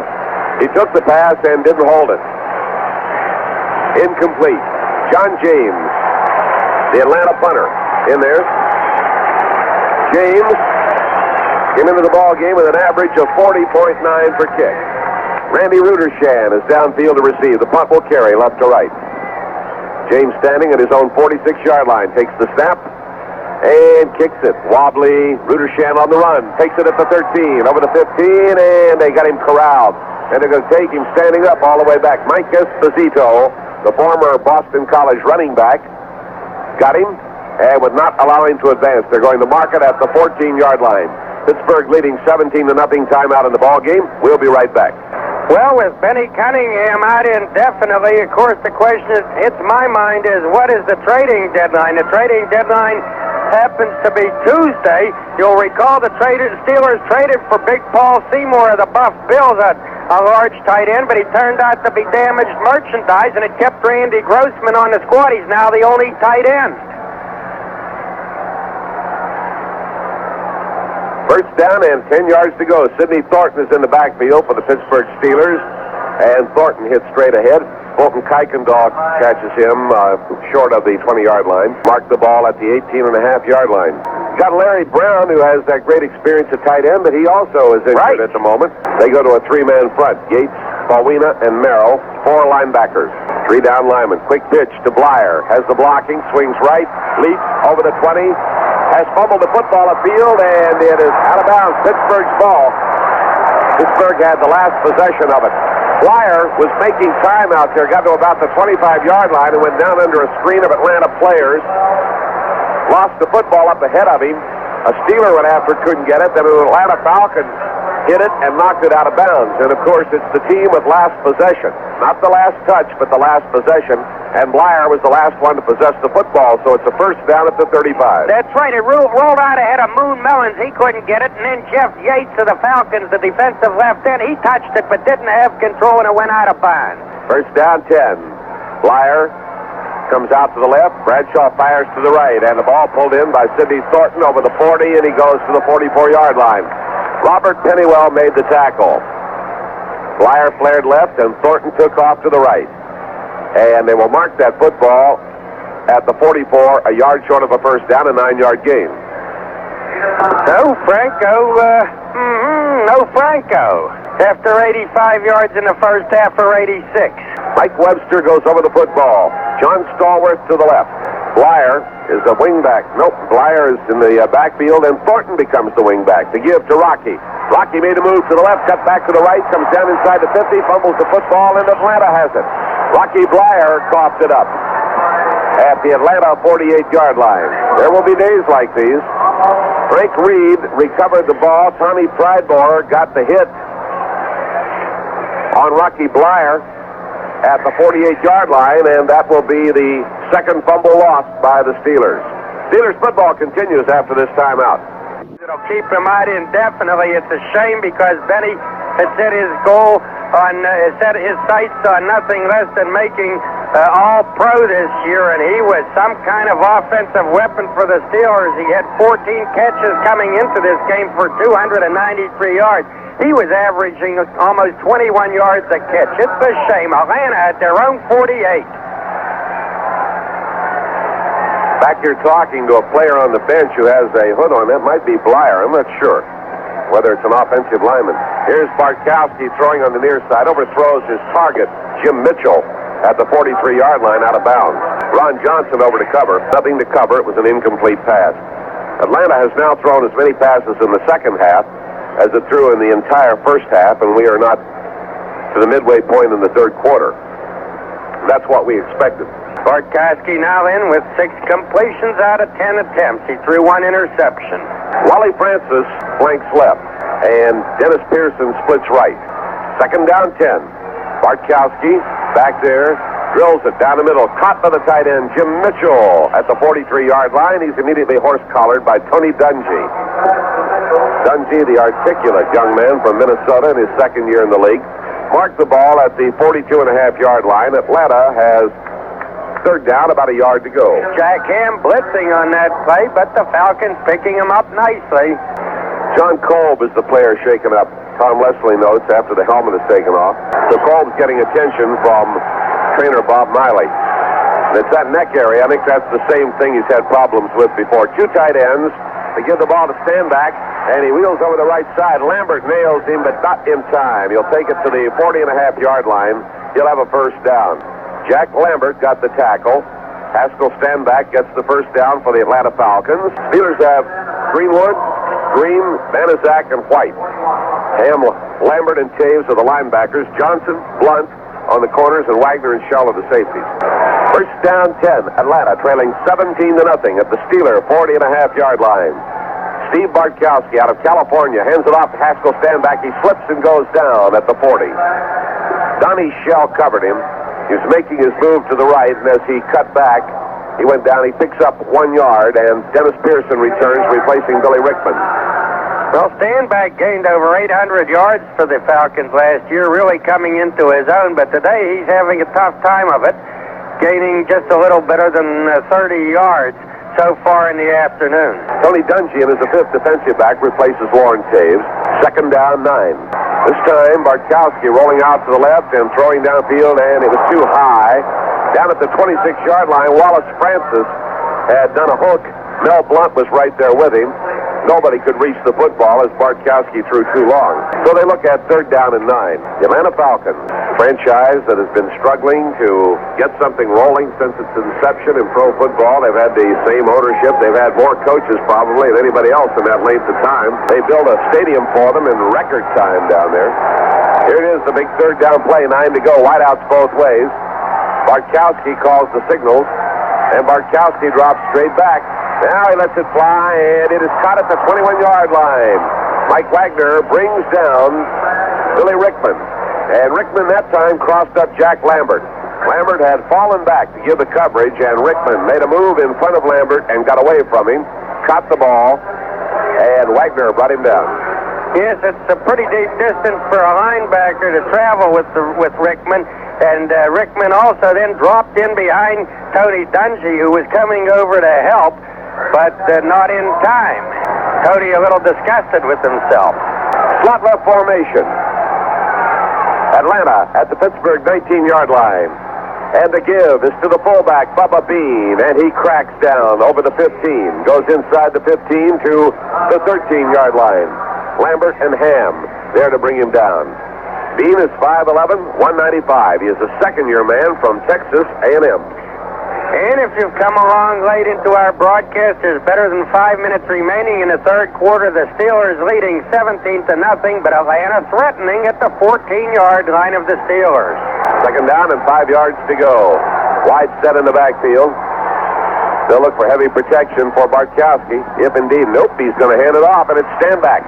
Stanback waiting in there, fumbles the football, but Atlanta has it. Atlanta recovers it. You saw the ball get out of Stanback's grasp, and then you saw a big man down in underneath reach out and grab it, and that has to be the center. Jeff Van Note recovered the fumble. Dwight White made the tackle. That is Atlanta's second fumble, losing one. Pittsburgh's had 3, losing 2. And the ball is at the 11.5-yard line. Jeff Van Note, who anchors that offensive line, is in his 10th year from Kentucky. Mike Ken, Dave Scott to his left, R.C. Thielman, Warren Bryant to his right. They have a strong right formation. And a quick pitch to the left side. Bubba Bean breaks the tackle and then is nailed by Dwight White. Slipped away from Lawrence Hayes at the 15. Then Dwight Whiteside into him. Aided on the play by Mike Wagner and got him at the 13-yard line. So the drive is stopped. Fred Steinfort is on. Steinfort has been having grief with his kicking. Earlier today, he missed a 34-yard attempt. Now the line of scrimmage is the 13.5-yard line, and his holder's at the 21. This is a 31-yard try for Steinfort. He kicks it. It is no good. Steinfort has missed it again. We'll be right back. Fred Steinfort earlier had been wide to the right on a 34-yarder. Now he's been wide to the left on a 31-yarder. I guess Walter Barr, the Penn State coach, did not affect a miracle. The Falcons this week will be shopping, I guarantee you. They may go to Booth Lustig even to replace Steinfort, but I think Steinfort is ticketed out of Atlanta. Lehman Bennett, the head coach, had said that it was a last-ditch try sending him to Penn State. In fact, it seemed to require some pressure to get him to go there. But it hasn't worked, so the Steelers now will put the ball in play at their 20. Franco Harris back into the Steeler backfield after being out for a series. The Jets are leading Buffalo 42-7 in the third quarter. Can you believe that? First down and 10 yards to go. Pittsburgh at its own 20-yard line. Bradshaw hands it off to Franco. Runs to the left, cuts back. He broke by one man at the line of scrimmage and brings it to the 25. Greg Brazina on the tackle. 6'1", 221-pound, 11-year veteran from Houston. And Jeff Yates, the defensive end from Boston College. Should be like a homecoming today for Mike Kruzik. A lot of these BC guys in here. I don't know whether he'll talk with Steinfort after the game or not. Steinfort may be sitting down there with a towel over his head. Steinfort's a clever guy. I'll tell you why later, Jack. Okay, don't forget. Here's Bradshaw giving the ball to Bleier. Bleier running to the right, tripped up, and then he picks up a couple more yards. They had him at the line of scrimmage. Roland Lawrence and Robert Pennywell finally bring him down. He slipped across the line of scrimmage.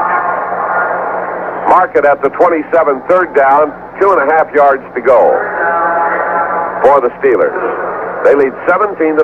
Steinfort had spent his boyhood in Germany, Jack, and when he went to college up there at Boston College, he wisely chose his major. You know what he studied? Languages. German.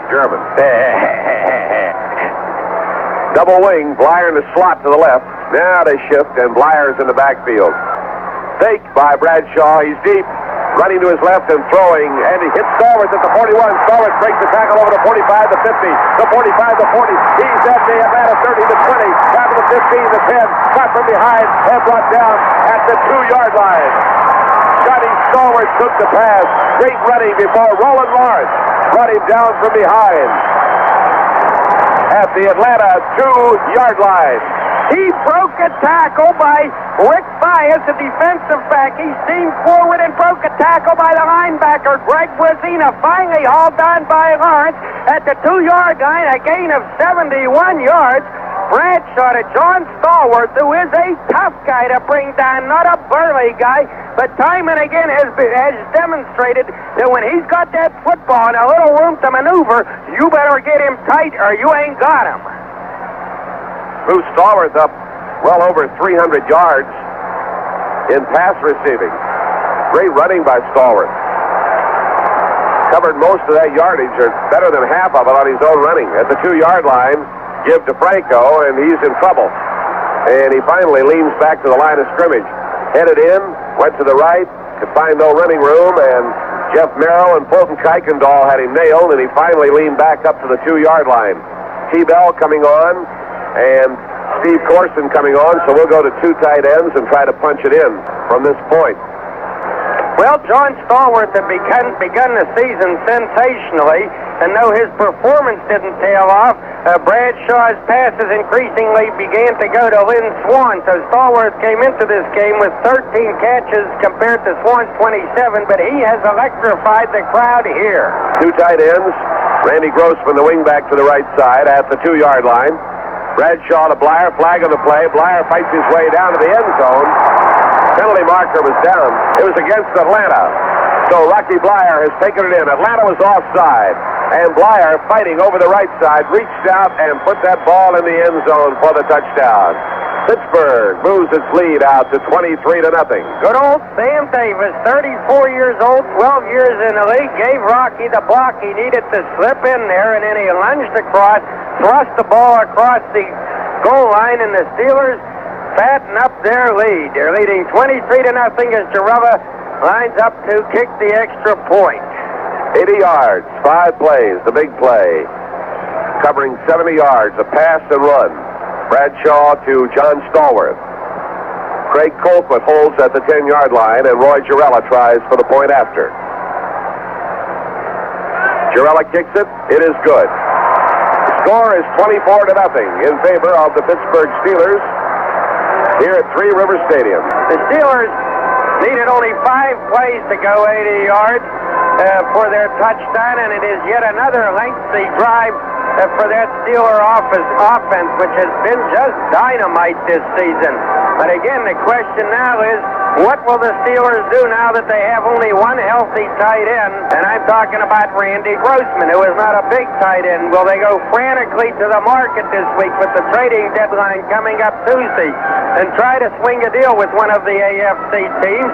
Or will they just simply take the tight end out of their passing attack? Well, Randy, of course, can catch, so that's perhaps a little extreme. But in any case, it's a problem as you contemplate going to Cleveland next week with a 6-0 record and hoping to keep it going. Let's pause now for station identification. Here is Jarrella, ready to kick it off. Right to left. High. Coming down the middle, Dennis Pearson at the 6. Out over the 10, the 15, the 20, 25, the 30, and to the 32-yard line. Good try to strip the ball made by Robin Cole, unsuccessfully. The runner held onto the football and was brought down by Dennis Winston at the 32.5-yard line. First down 10 for Atlanta. I don't want to be looking for something to carp about. The Steelers are leading 24-0, but their kickoff coverage, which has been very good, has been just awful today. Bartkowski calling the signals. First and 10. Bartkowski is back. He wants to pass, and they're after him. They chase him out of the pocket and nail him. Joe Green got him at the 26-yard line. Joe Green nailed him as he came out of the pocket to the right, and that is the 4th time this afternoon that Steve Bartkowski has been sacked. Yep, L.C. Greenwood almost got him first. It would have been L.C.'s 3rd sack, but he couldn't quite hang on to him. He ran him into Joe, however, and Joe was glad to accept the prize. So it is second down now and 16 yards to go. Lauren Taves comes out and Tony Dungy in as a fifth defensive back. Wideouts both ways for Atlanta. Hand off to stand back, running to the left, cuts back, and dives to the 30-yard line. Haskell stand back, brought down by Lauren Taves and by Jack Lambert at the 30-yard line. Make that L.C. Greenwood and Lauren Taves at the 30-yard line. He looked for a hole, thought he had found it, and then it was closed up quickly. So he brings it back to 3rd and 13. Yes, Mel Blunt, the cornerback, had the outside closed off. He had nowhere to go. Incidentally, Joe Green's sack of a moment ago not only was the Steelers' fifth, but it marked the 3rd straight week the Steelers have had 5 sacks. Billy Rickman, Wallace Francis, and Alfred Jackson are all wide receivers, but the gun sounds the end of the 3rd quarter. And the score is Pittsburgh 24, Atlanta nothing. As we enter the 4th quarter, you might expect to see Mike Kruzik warming up on the sideline for the Steelers, but he is not. So I suppose Noah is going to continue with Terry Bradshaw rather than put him on ice and make sure he comes out of this game with his knee no worse off than when he entered it. I don't know. Last week I thought he was right to have Bradshaw in there at the finish when he was hurt. But right now, I think I'd be ready with a 24-point lead to go to Kruzik and give him some experience and take no chances with Terry Bradshaw. But again, nobody warming up, neither Kruzik nor Stout on the sideline. Okay, Atlanta's ball, 3rd down 13 at their 30-yard line. Got some cat over there on the dugout on the far side, dancing back and forth. The guards can't get to him, and he's trying to throw a hex on the Atlanta Falcons. Looks like he stole one of your outfits from your wardrobe, Myron. Oh, they've chased him out of the stadium. Here's Bartkowski back deep. Look out, there comes his pass up to the 50, caught by Billy Rickman, and Rickman is stopped at the 48-yard line. Stopped upright by Mike Wagner. Billy Rickman, 5'11", 172-pounder from Louisiana Tech, makes the catch, and Atlanta moves quickly to a first down at the 48-yard line. I'm puzzled. A piece of white cloth fell to the ground after Lauren Taves gave Rickman a yank, and I don't know if it was off his jersey or he carries a hanky down there. Rickman to the left. Francis to the right. And here's Bartkowski throwing to the tight end, Jim Mitchell, and he can't hold it at the 45-yard line as he's belted by Donnie Shell. Incomplete. Sending the tight end toward the sideline, far side of the field. And Shell breaks it up. 15 passes tried, 9 of them completed, 1 intercepted by Mel Blunt. And it is second down 10. The ball is at the Pittsburgh 47.5. The receiver juggling the ball that time. You cannot afford to do that when the torpedo is in the vicinity, and Shell arrived. Francis to the right. Dennis Pearson to the left. Bartkowski rolling right. Looking, then drilling it over there. And it is caught at the sideline. Ruled a good catch right on the sideline. He hit Wallace Francis. Sneaked in behind the secondary coverage at the Pittsburgh 32.5. Donnie Shell and Mike Wagner were there, and the ball came right into the crowd. And a fine catch made. So it is a first down for Atlanta. And it was a good call. He was clearly in bounds as he caught that ball with Shell and Wagner all over him. A nice catch for Mr. Wallace, or Mr. Wallace Francis. At the 32.5-yard line, the Falcons are set. First down 10. Bartkowski hands it off, and Bubba Bean digging forward over the right side. Goes inside the 30, down to the 28-yard line. There we have a little scuffle. The tackle for Pittsburgh was made by Jack Lambert. And he has been challenged by one of the Falcons. And the officials step in very quickly. And it's going to be a short 5-yard gain, second down, and a long 5 to go. At the Pittsburgh 28-yard line, Atlanta has been there before today and has not been able to score. 2 field goal tries have gone wide. They put 2 wideouts to the right in a slot formation. Bartkowski doesn't like it, calls timeout. There's a little confusion as they came out of the huddle to line up. And Bartkowski has something to say to Dennis Pearson, the rookie, as he goes to the far side to talk to the coaching staff. Jack Lambert comes to the near side. Timeout in the ball game. Pittsburgh leading 24-0. We'll be right back. Okay, the Atlanta Falcons with second down and 5 yards to go for the first down at the Steelers' 28-yard line. 13 and a half minutes remaining in the ball game.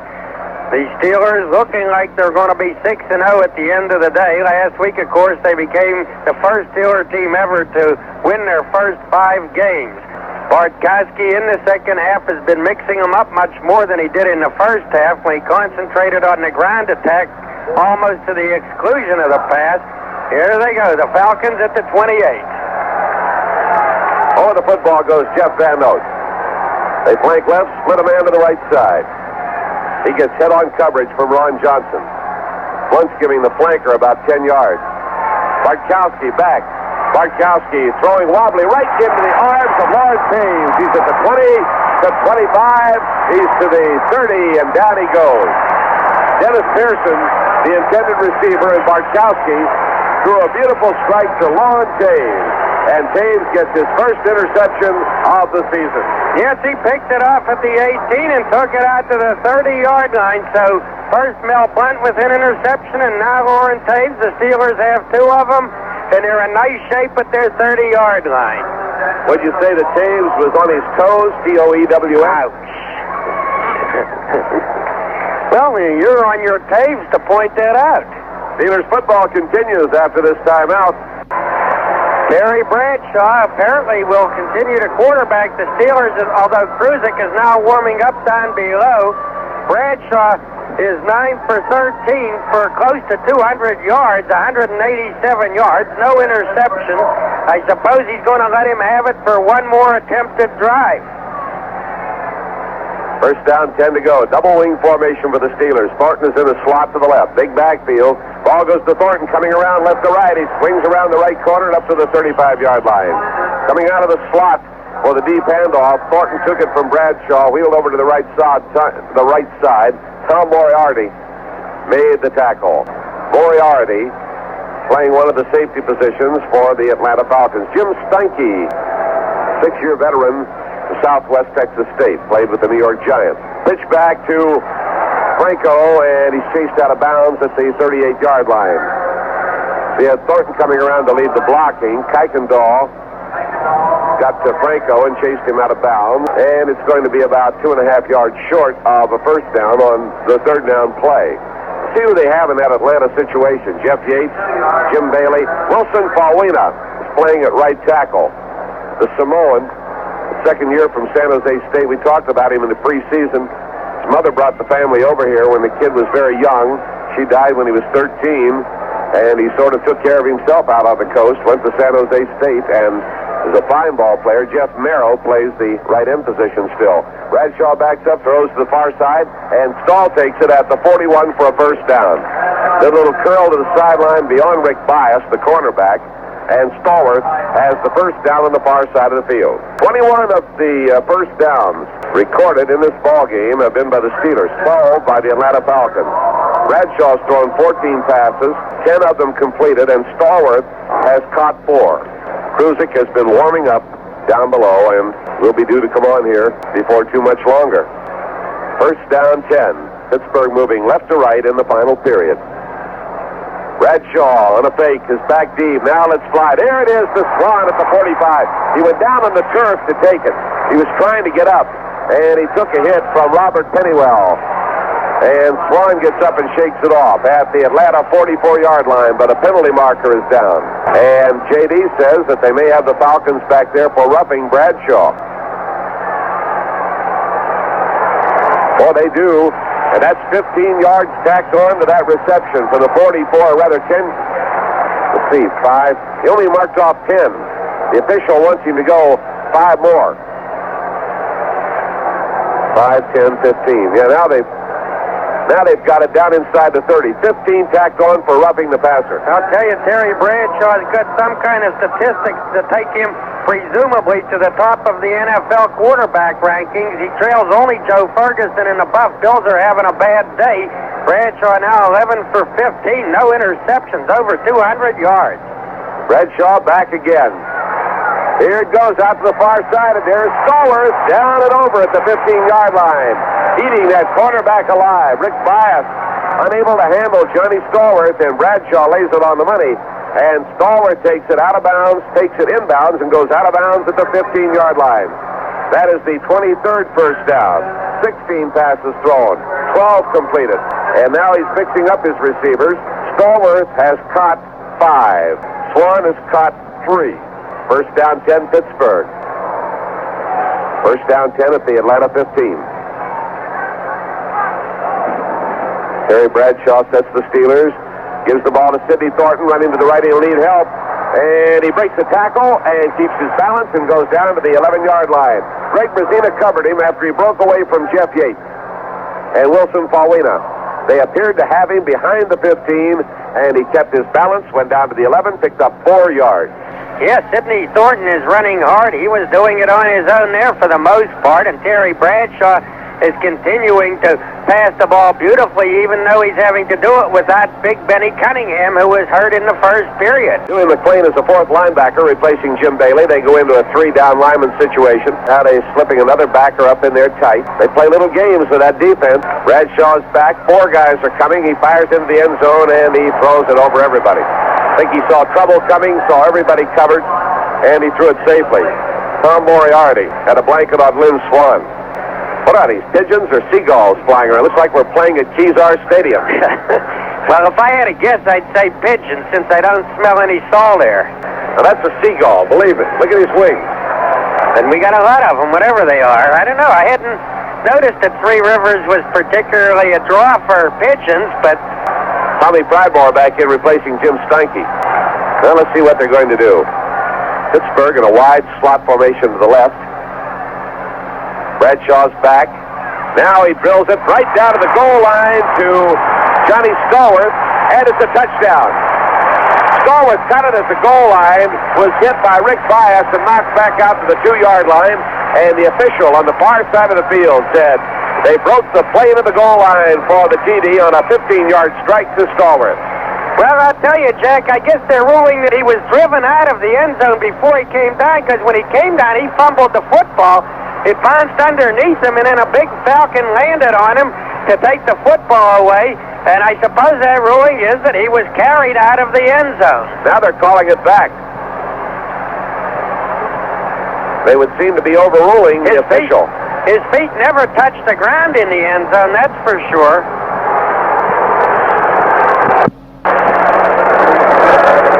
Now the official has made an explanation to the crowd, and we can't detect what he said.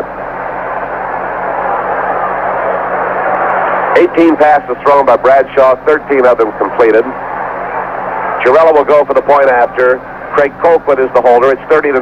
The ball is down. Girella kicks it, and it is good. Girella has had a perfect day. It is 31-0 in favor of the Steelers. And with that healthy lead the Steelers have run up, we'll be right back. Well, it has been no mercy here at Three Rivers Stadium, as Noel keeping Bradshaw in the game into the 4th quarter has seen the score go up to 31-0 now, as Bradshaw took them 70 yards in 8 plays. Roy Girella set the kickoff. The Steelers will be 6-0 as they go into Cleveland for the big one next Sunday. They're working on a shutout. They haven't had one since the opening game of last season when they beat San Francisco 27-0. Girella kicks it high and short.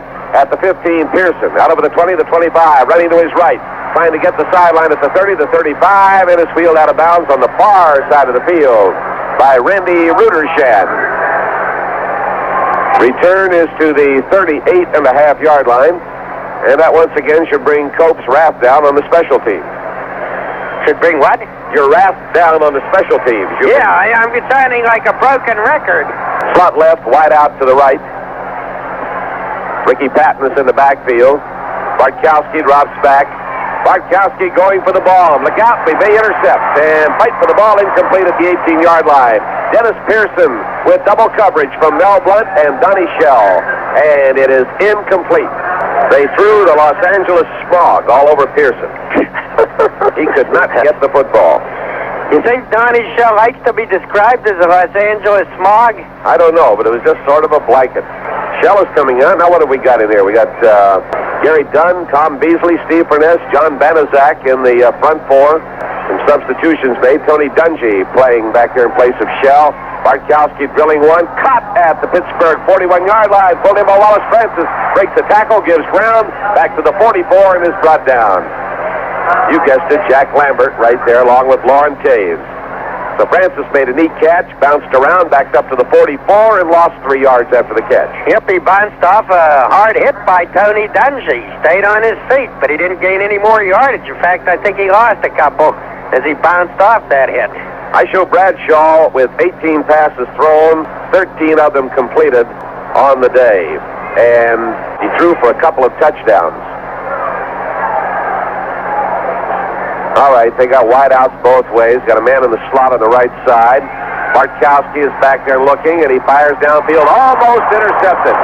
Mike Wagner coming in front of the intended receiver, Wallace Francis. Knocked it down, went for the interception, could not hold it inside the 25. Fine play by the young man from Western Illinois. No interceptions, I might add, to your Bradshaw stats, and that's important in his quarterback ratings. But the big thing is that he's keeping the Steelers undefeated. Stallworth 5 receptions for 114 yards, and that matches his career high for catches. All right, Lauren Taves out. Donnie Shell comes in as the 5th defensive back. Bartkowski is deep. Let's fly to the far side. Leaping try over there by Francis, and he has his pins taken out from under him by Ron Johnson. Incomplete. And Francis is shaken up. He's getting up. Steelers secondary is playing super football. Super tough football. Oh, they sure have. I show Swan with 3 catches. That takes him up to 30 on the season. Cunningham 16. Stallworth has had 5. Has him up to 19. 3rd down 10. Steve Bartkowski right down the middle, and it is broken up by Dungy, and it falls into the arms of a receiver down on the ground, taken away from him. They're still playing. The whistle apparently Mike Wagner has the ball, and the Falcon has hold of him. The Falcon who caught the ball was down on the ground. The flag is down, and we get an interference call against Pittsburgh. Dungy came over and broke up the pass. It went into the arms of James Wright, who was lying flat on the turf. So I guess they will rule that Tony knocked him down. And it's pass interference, moving the ball down to the 29-yard line. Now that's a bizarre play. Well, he fired it up the middle, and a Steeler got a hand on it. I'm not sure who that Steeler was, and it landed right smack in the intended receiver's hands as he lay on his back. Yeah, Wright and Wagner wound up down on the turf clutching each other with the ball in between. 14th first down for the Falcons. And of course, when that guy's lying on his back and the ball lands in his hands, as soon as he's touched, he's done. So as soon as Wagner lands on him, he's done and the ball's dead, right? Yeah, well, Wagner was challenging for the football, I guess. Yeah. You watch that replay, it looked like penalty is on Dungy for pass interference. Well, he was playing it like he used to at Minnesota. All out. Well, here goes a man at the Steeler 29, first down. Atlanta moving right to left. First down 10 at the Pittsburgh 29-yard line. Steve Bartkowski is quarterback throughout the entire afternoon for the Falcons. The rushes on him, and he gets it off anyway. And way over incomplete. Now, here's what he saw coming at him. Over the top of everybody, sailing like a jet fighter, Jack Lambert coming right in on Bartkowski. He unloaded the ball almost out of the park. He may have thrown that one all the way to the river. And nobody was over there except photographers. And Lambert was flying at him, literally flying. He looked like one of those overhead pigeons, but was considerably larger. He looked like Superman sailing through there. Second down 10. Wideouts both ways. Handoff given to Ricky Patton, running to the right. Makes his cut down over the 25, the 20. Look out, he's brought down at the 16-yard line by Donnie Shell. Mike Wagner got him. Mike Wagner, 6'2", 200 pounds, 8-year veteran for Western Illinois, knocked out last year with something akin to a broken neck. Set out the whole season. Came back when a lot of people wouldn't even want to walk across the street, much less play pro football. And he is playing.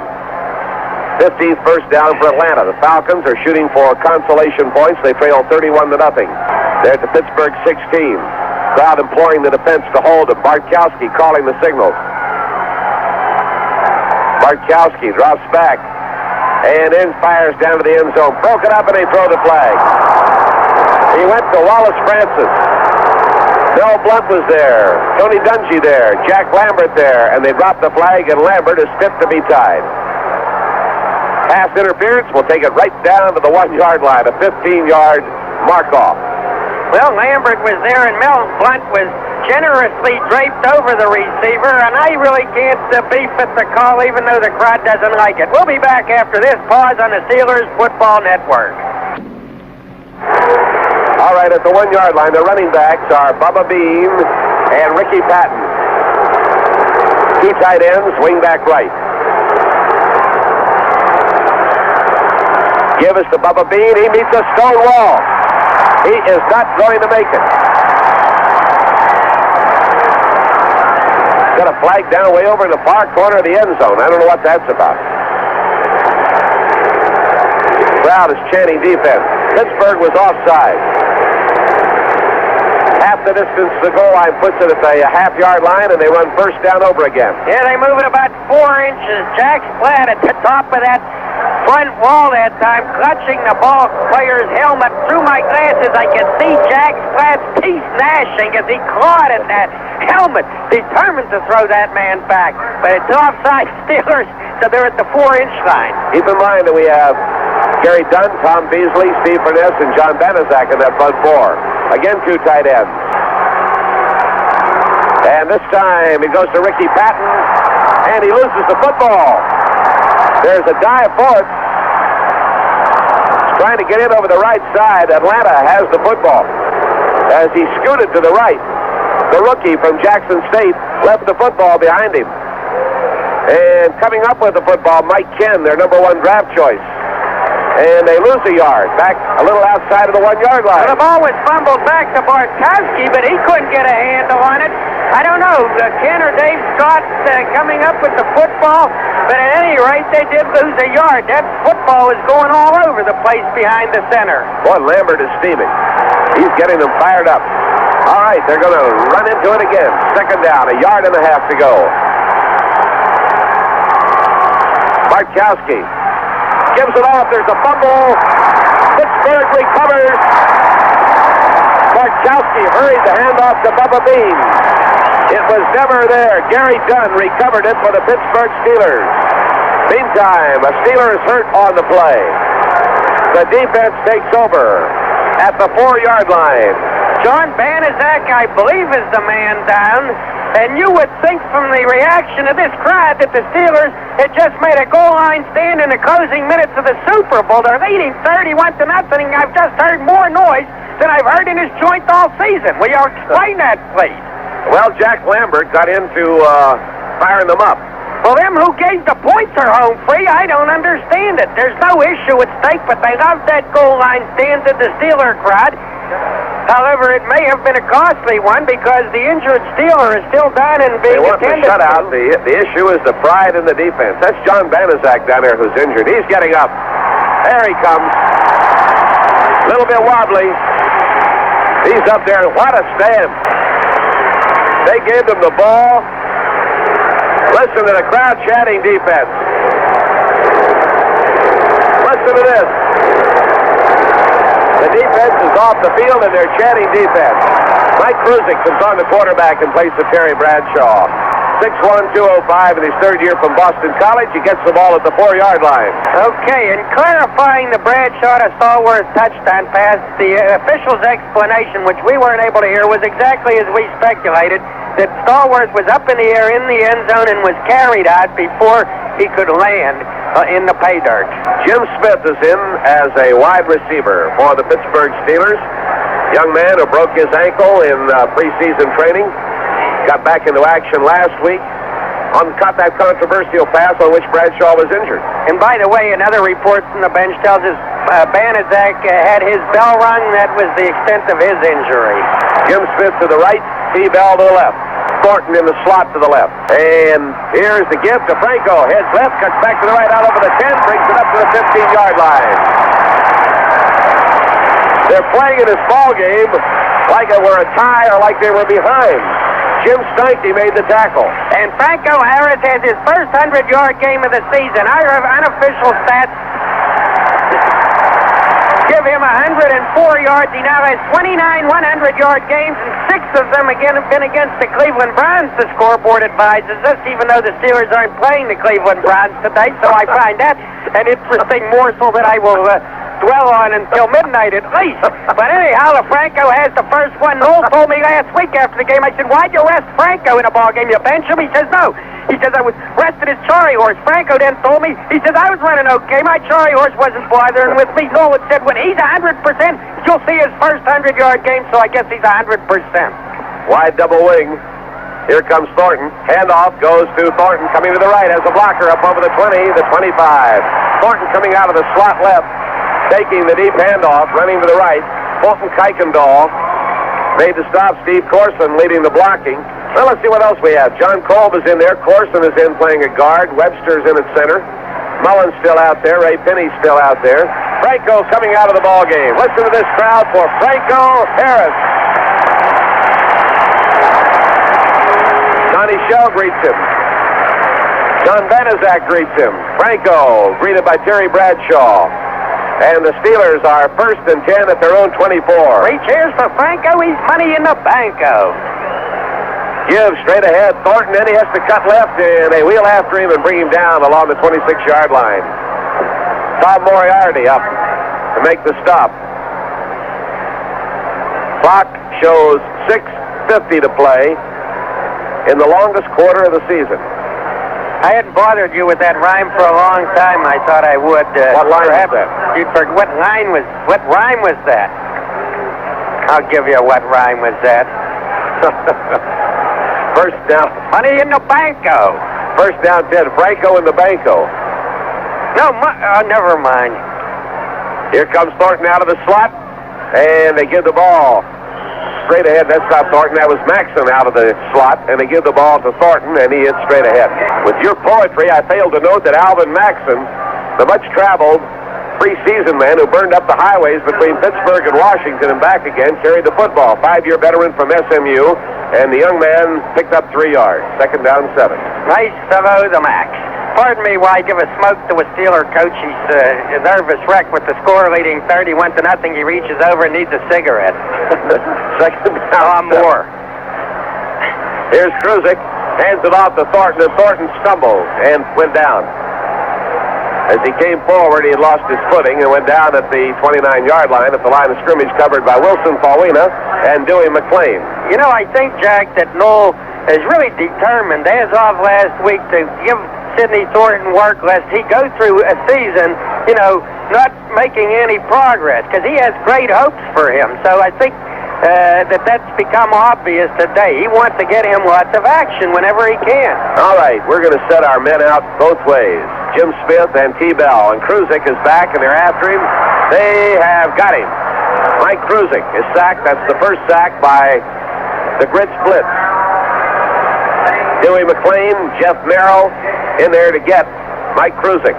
Back at the 15-yard line, and Atlanta gets its first sack. And thanks to Sidney and Maxson and the others and company, I guess you could say it was Kruzik that got plenty of action that time. Wow, were they coming at him. Ray Colquitt, who has done mostly holding this afternoon for the place kicks, will punt for only the 2nd time. Standing at his own 1-yard line. Downfield, they got Billy Rickman. Waiting for the punt.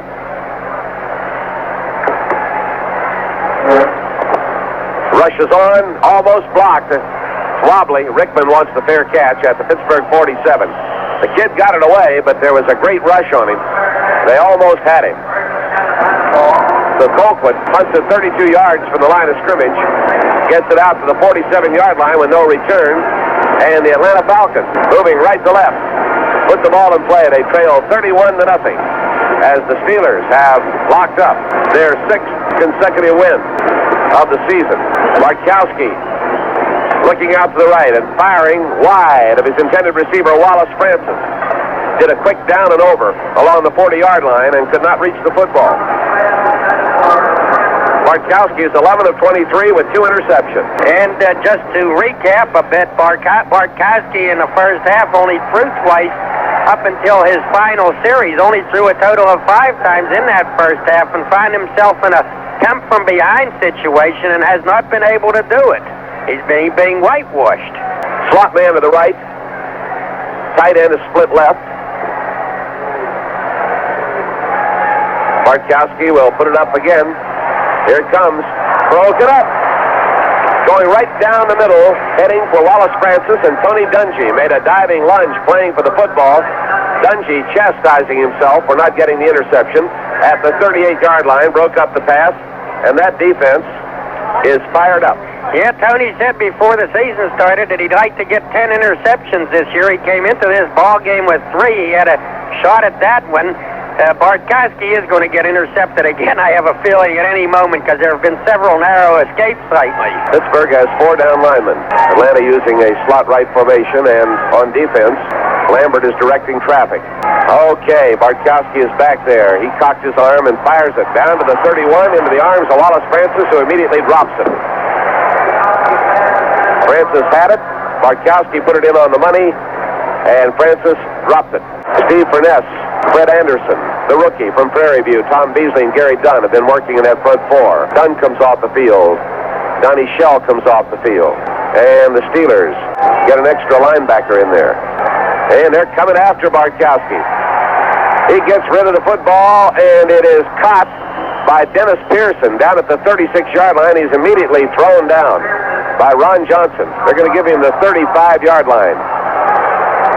Now the crowd reacts to that. He had the first down anyway. Ball is at the 35-yard line. That is the 17th first down for the Falcons.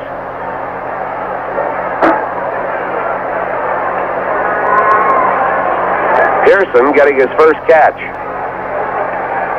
Bartkowski has completed 12 of 26 at the 35-yard line. Bartkowski drills one right down to the 18-yard line, caught by Billy Rickman, who immediately is brought down by Nat Terry. Mark it at the 17-yard line. Terry, the rookie from Florida State, made the tackle. 18 first downs now. Rickman getting his 3rd catch of the afternoon. So the defense will get another test.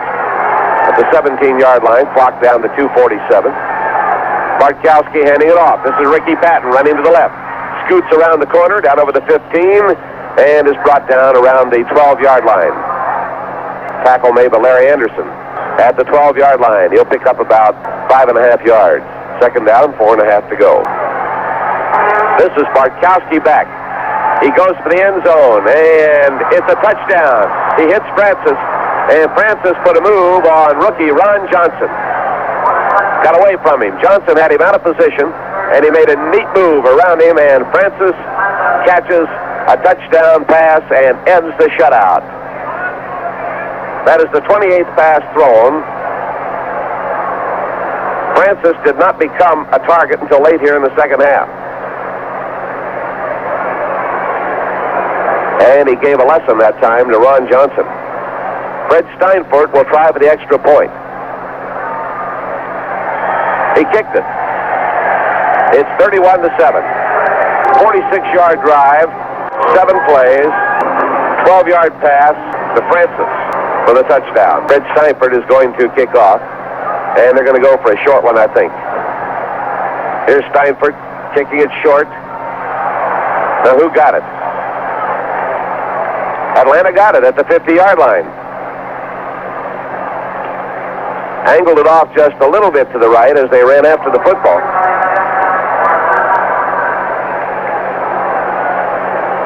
And they get it at the 50-yard line on the short kickoff, the onside job. Steelers football continues after this timeout. 31-7 is the score. The Pittsburgh Steelers leading the Atlanta Falcons. Finally, the Falcons came in from 46 yards out against Pittsburgh defensive unit that rather liberally sprinkled with second-line men. Now the Falcons have done one of those ushered kickoffs that have become vogue in the NFL. Rules Committee will probably deal with this in the off-season. They escort the ball literally for 10 yards and then pounce on it. And they did a good job. Seattle did it to us. We did it to what? To the Cleveland Browns? Let's see who we have in there. Fred Anderson, the rookie from Prairie View. Steve Furness, in the defensive line. Gary Dunn, Tom Beasley. Linebackers are Robin Cole, Dennis Winston with Jack Lambert in the middle. Nat Terry and Larry Anderson, Ron Johnson, and Tony Dungy. Actually, the only real veteran player out there, well, Furness is out there. Furness has been out a couple of 3 weeks. Here they are, completing the pass. Hitting at the 40-yard line, Wallace Francis, and he wheels down to the 36-yard line, and Dennis Winston makes the stop. So Furness, who has been out of action, hurt, 7-year veteran, is out there, and Lambert, the 5-year veteran. And the rest are all very young players. 29th pass thrown by Bartkowski, 15th completed, and young Mr. Francis has 4 catches. The ball is at the Pittsburgh 36-yard line. The crowd is very quiet. I think most of them are out in the parking lot celebrating. Started out today cloudy, dismal looking. The sun came out, and we had sun as the game started. But throughout the afternoon, the sun has given way to the clouds, and it is a chilly day. Temperature never got out of the 50s this afternoon.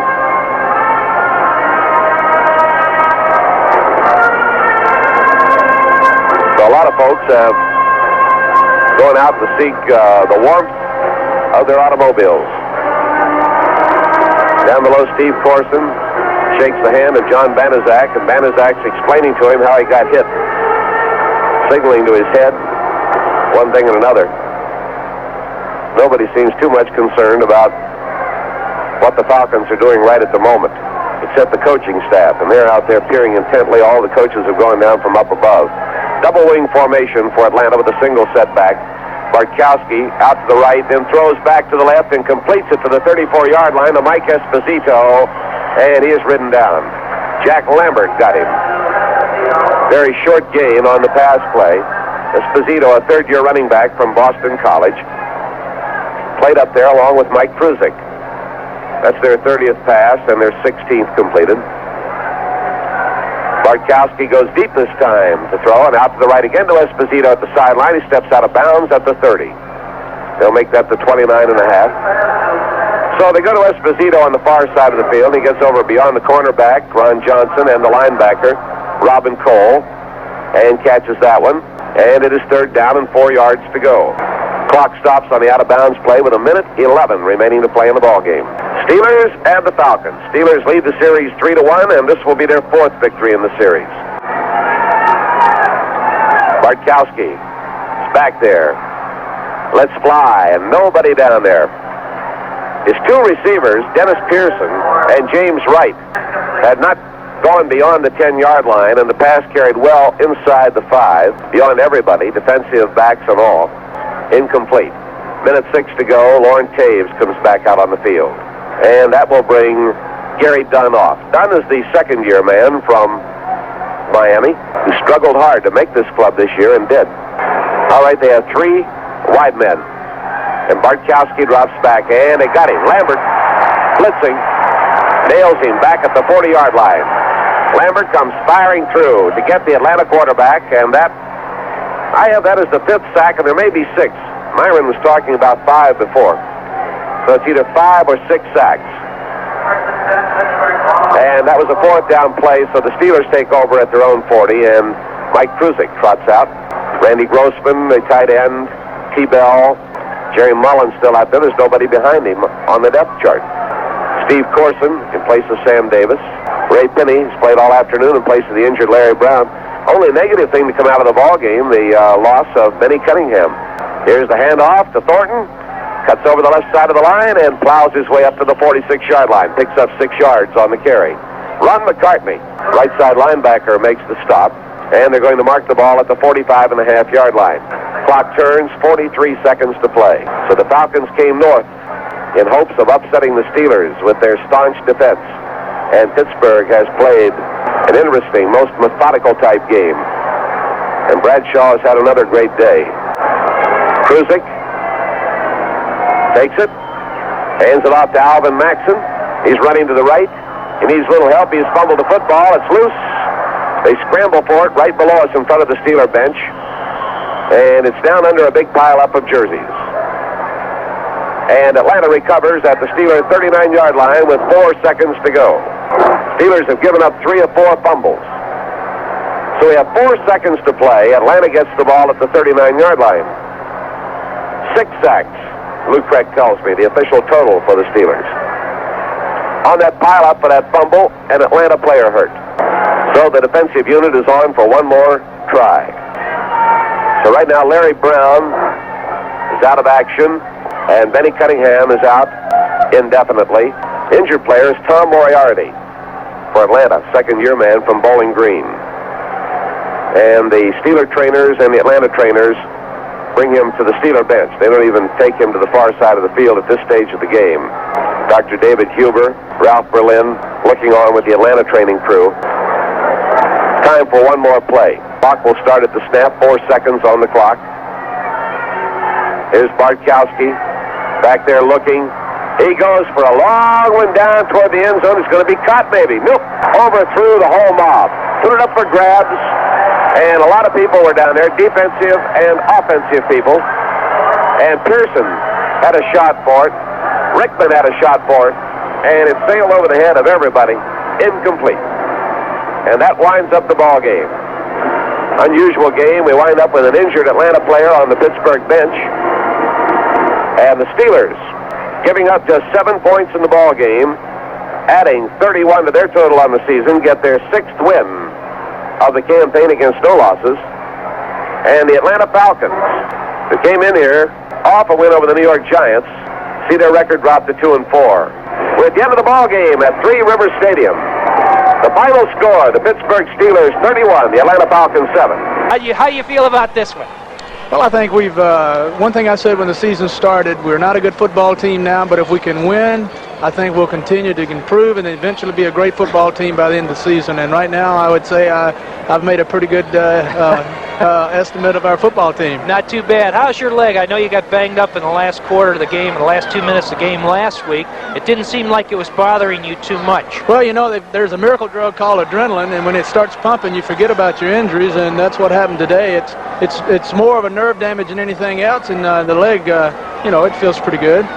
Well, I'm glad to hear that because, boy, you were throwing the ball right on the button. You mixed your plays well. You did a lot of throwing on first down. Is that something new that you're trying to do this year? I know that Chuck Noll's philosophy hasn't been too much throwing on first down, but I like to see it. Well, what happened, Tom, is that a lot of teams are blitzing us, and a lot of teams are bringing people up in support of the run, and we've had a hard time running the football, so we've had success in play-action passes, going in behind them with our backs and coming in behind with our receivers.